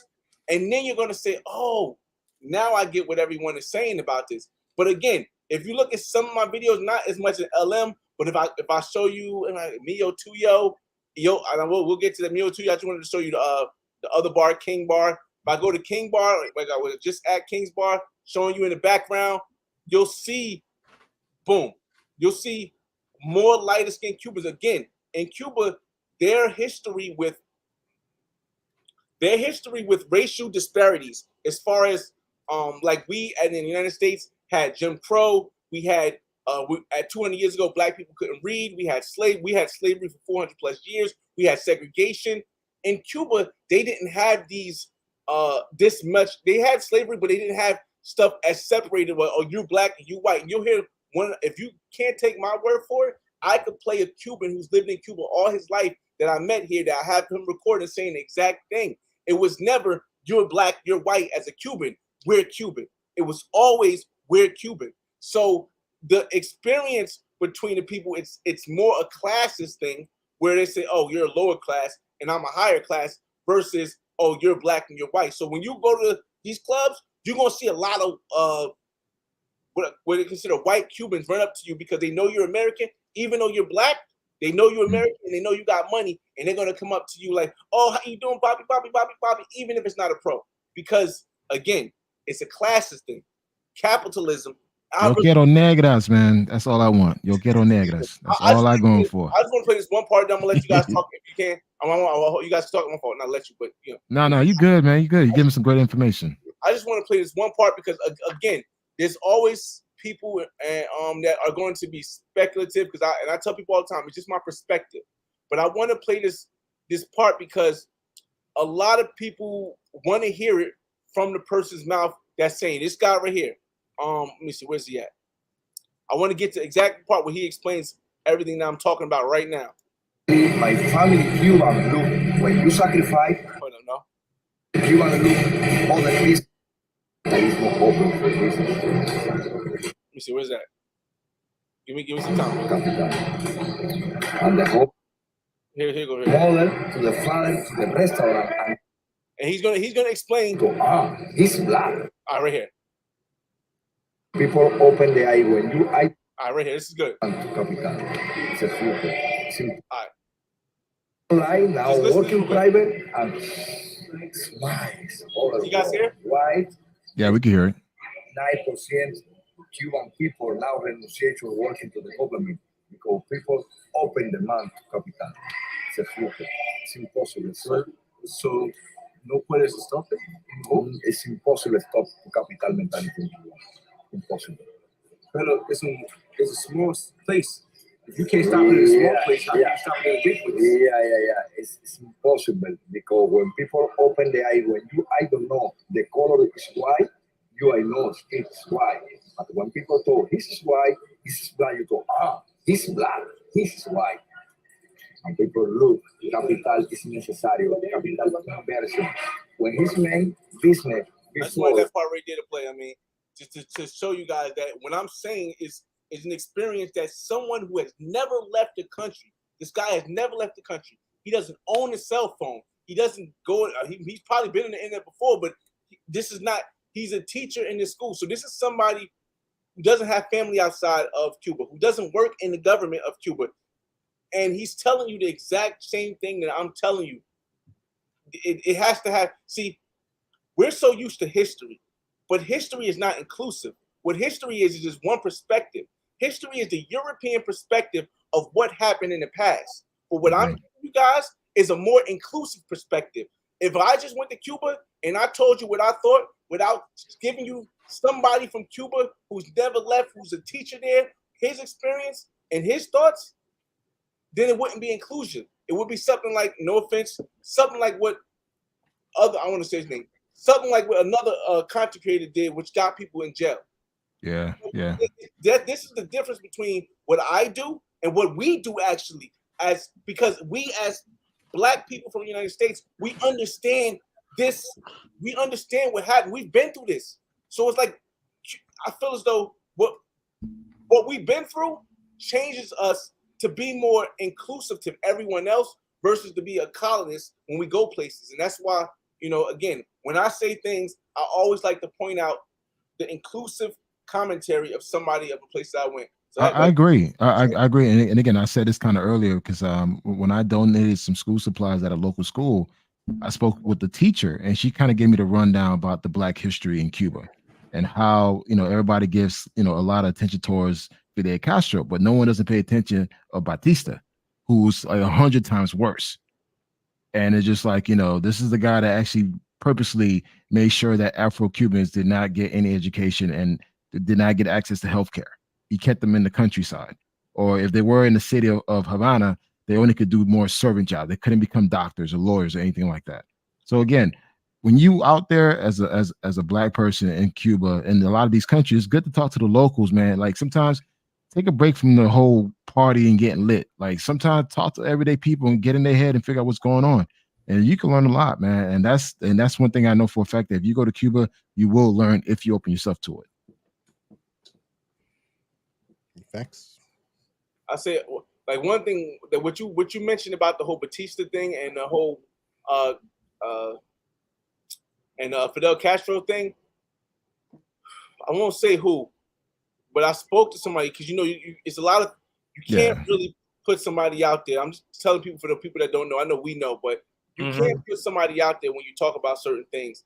That Fidel Castro thing is a big it's a sensitive topic. Sensitive topic for a lot of people. So I'm going to speak from a third person perspective. I'm just giving you my perspective of what I've heard from the Cubans that I talked to off camera, because I wouldn't put any of that on camera. And the people that I talked to off camera, I wouldn't put their names out there. I was just telling you guys about the perspective and how history is. When some people I talk to, I'm trying to word this correctly, say that the reason why a lot of the Cubans in the United States that like go to Miami are upset is because what Fidel Castro did was he evened out the playing field for all the years that basically the black Cubans or the darker skinned Cubans weren't allowed to prosper. That would be the equivalent of the United States paying reparations for the black people in the United States. So when they did that, not only did it affect the whiter Cubans who had already been wealthy and living in a certain way, but that also affected the Americans who had invested in Cuba, who were white. Stop it. Property and stop it, man. Hey, stop it before you fall into a deep rabbit hole, man. This is too deep, bro. This is too deep, man. The United States had interest, a lot of interest. With my perception, there's nothing wrong. I'm not saying it's right or wrong. I'm not saying it's true or false. I'm giving my perspective on what I've heard from listening. Remember, yo hablo español. I speak Spanish, so I understand a lot. And this is for people listening.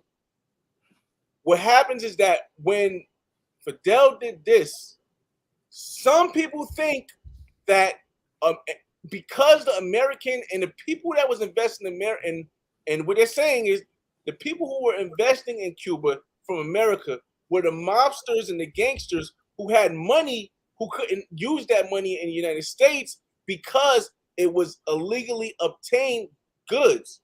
And when this happened, and they spread it, let's say I'm a mobster and I put $1 million in Cuba, and the government takes my wealth and spreads it out to the black poor people. Now American government gets involved and says, this is a perspective. We'll make sure that these guys never make it out again. Cuba will never be a place where you can thrive and build and invest ever. This is what some people that are deep in the Cuban culture that I spoke to said. Similar to what America kind of did to Haiti. Yep. So this is why there is a big rift where you would think that we believe that Fidel was just completely bad. This, and this. But then there are people who you'll see in documentary old videos who would give their life for this man when he was alive. Yep. And you never understand why. But then again, as a black person in the United States who understands, now me, I don't believe that black people will ever get reparations. I don't believe in fighting for it because I don't think it's ever going to happen because of the situation. But if as a black person whose mother's black, grandfather's black, great-grandfather's black, my great-grandfather, the father of my great-grandmother my father and my grandmother rather, had to come up from the south in a casket to get here. So as a person whose family generation's been there, I fully understand how people could feel that way if that's what happened. Okay, if that's what happened. If I'm Do you saying, mind if I add a little bit context to some of the stuff that, like to add on a little bit what you were saying?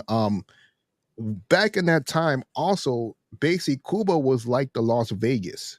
So it was like just like what you said, which is exactly true. That a lot of investors, a lot of people were pumping money in there, and basically the U.S. those that had money, whatever, they wanted to make the Las Vegas in Cuba, and when Castro did that, a lot of people got pissed off. And basically, add on what you say, all that correlates together. With what was going on, and that's why of course, like we said, the U.S. had banned connection with the Cuba, whatever. Make an example. allegedly. Yeah, allegedly, yeah. Allegedly, yes, Yeah. allegedly. Yep.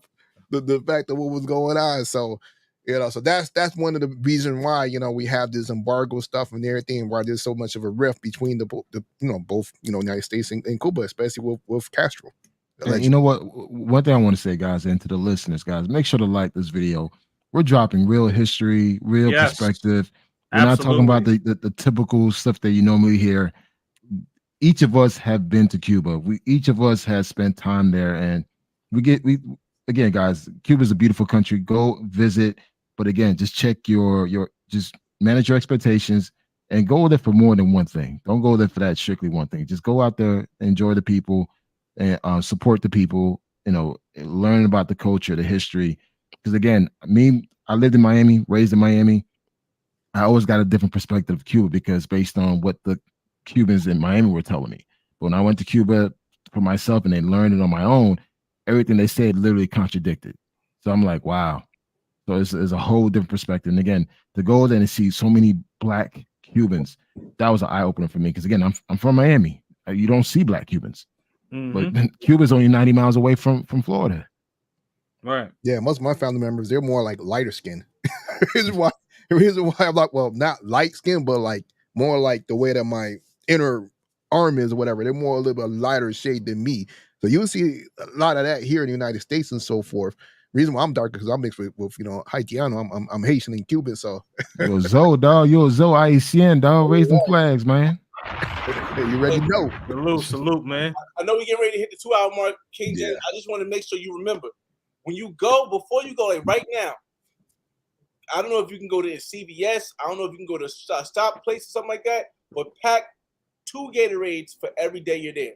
I'm telling you, that's going to change your life, as well as chips. And I would say even if you can get chocolate chip cookies, those 3 things, you'll be set. Because here's the thing. You'll notice the first time going.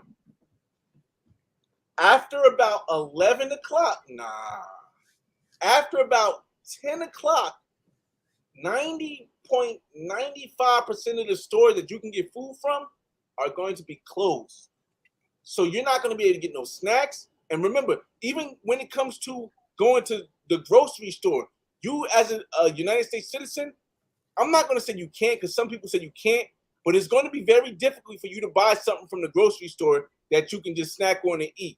And all of the restaurants are going to close at like 10 o'clock. Now, the only thing that's going to still be open is the restaurant in Hotel National and Fabrica del Arte. So again, pack snacks. And again, also, when you go there, let's say you got a non-pro and she see those chips over there, she's gonna love you even more. I'm telling you, Gatorade, bro. I shout out to when I first time I went, I met this beautiful woman named Mate. And this time I went, I linked up with Mate and Mate's mother. Mate's mother is like 60 years old. Mate's mother had never in her life seen or tasted a Gatorade. So I gave her a Gatorade. I gave her something that she had for the first time in her life after 60 something years old. Wow. So again, like, bring that stuff, man. If not for everybody else, at least for yourself, man. And medicine. Hey, Fly Boy, you want to hear something crazy? Back in 2017, man, I bought 2 bottles of Jack Daniel Fire, the cinnamon, to Cuba. They never had whiskey before. So it's like, so when they so they drank the fire, they was just drinking it. They got messed up. And also too, I bought some Godiva chocolate. Man, they went crazy. Like, yo, what type of chocolate is this? Like, it's just regular chocolate. And again, because they don't have it there. And also it's also a premium. It's very expensive. The little bags of chips, they was like they can get them there, but what happens is that they get them from Cubans who go to the United States and come back, and then they sell them to them. That's the chips. But stuff like Gatorade, stuff like whiskey, stuff that we have here, even electronics, like cell phones. Like you can have some old cell phone. Like I got, my old Galaxy and I got my new Galaxy. The old Galaxy is like, to say 7 years old, and they would pay top dollar they could for that. So again, or they would trade for that. But for me, it's $20. So again, I would bring some stuff, man. Most importantly, the medicine. Because if the last thing you want to do is be in Cuba, have an allergic reaction, and you can't get nothing. Yeah. Facts, no pincer. Absolutely, man. Absolutely. Man, listen, this was an excellent live. Like, man, I could see this going 4 hours, but the thing is, a brother got to pack, and I got to leave here at like 3:30, man. So, yeah, man, I really would love to keep this going, man. But, man, I wish I could move my flight to Thursday, but nah. But it's all good, man. Excellent things, man. Absolutely, man. So, final thoughts. Was that your final thought, Flyboy? I'll also mention that, just last thing. I'll mention the transportation. When it comes to transportation, when you get to the clubs, you don't even need to take a taxi. What they have is they have group taxis. And I ain't show you in the video, but I showed you in my videos, but it's hard for me to find out where it's at. But they have like buses, like little school buses that pick up a bunch of people. It's way less than taxis. And they're outside every club. They're like almost every club. They're outside almost every club. Just ask the security guard where donde es la coche para vas, and they're gonna show you the bus where there's a bus, and it's like normally a lot of people try to charge you $2,000, but they'll take $1,500, they'll take even $1,000. The bus will take you to your place. Yeah. Oh, like at the door. The bus take you to your place. It'll take you to different clubs, all that stuff. Like thanks, man. Now what's 2,000? What's that? $10? Like $10. No, a little bit less actually. Yeah, okay. Because it's a little bit more. Yeah, give or take $10. Yeah. $190, give or take. Yeah. It's 180. Actually, it's 185. Actually, it's higher now. I believe it might be like 190 for every 195 for every dollar. Because when I went, it was 185, but everyone's telling me it went up. So. Oh, okay. That's what's up, man. That's what's up. Okay. You got an Airbnb? Yes, sir. Vidado. Change your money with your Airbnb host. Don't change. Change with your I am. Yep. I mean, I know you got Cuban plug too. Your Cuban plug, he get a good rate too. Yeah, no, my so you remember Alquan who went to IC with us? Yeah, he was just there 2 weeks ago. So he put me on a lot of stuff, bro. Yeah. So we all good to go, man. Yeah, man. But thank you for coming on here, man. I definitely appreciate it, man. Vlog tripping, man. I know you haven't said much. I know you just been kind of soaking in this, soaking in, what everybody's been talking about. But if you got any final thoughts, man, let us hear them, brother. My final thoughts is, man, I'm just glad you guys brought me on. It's a lot that I'm taking in. So when you're trying to learn, sometimes you need to talk less and listen more. And I definitely, would say subscribe to everyone's channel, especially Flyboy. I think he gave a lot of information. I'm definitely gonna check this stuff out. And I just like that we all get to support each other. And I think we're gonna have a great time. Absolutely, brother, man. Definitely, man. So you pulling it up on Thursday, right? Yes, sir. Midday. Oh yeah, man. So I'll see you. Well, it's pretty much midnight. So I'll see you tomorrow. Yeah, man, for sure. All right, man. So we got Black Man's Travels. Final thoughts, my brother.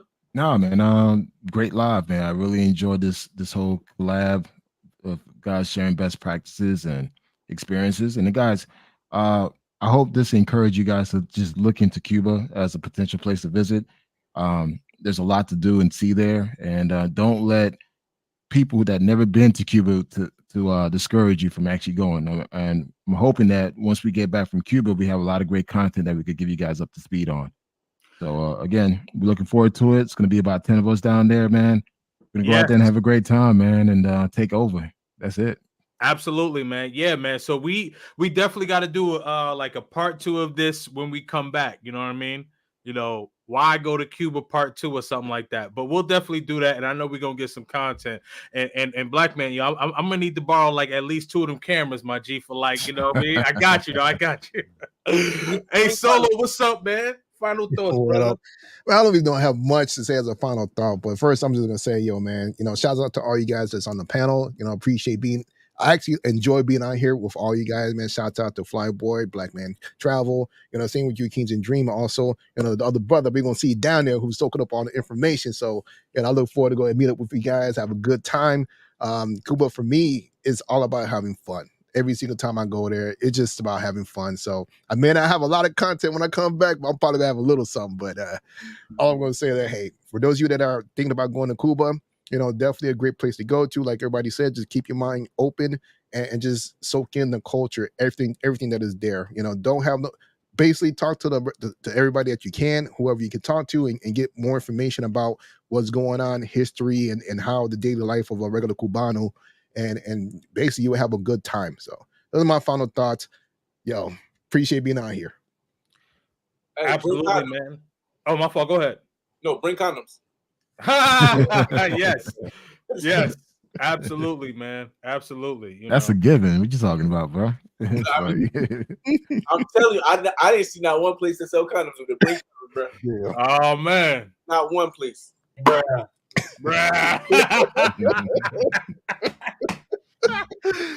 Oh man, you don't want to. You know what that little way verse said? You don't want to get that late text saying I'm late text. No, something you missed the late text, something like that.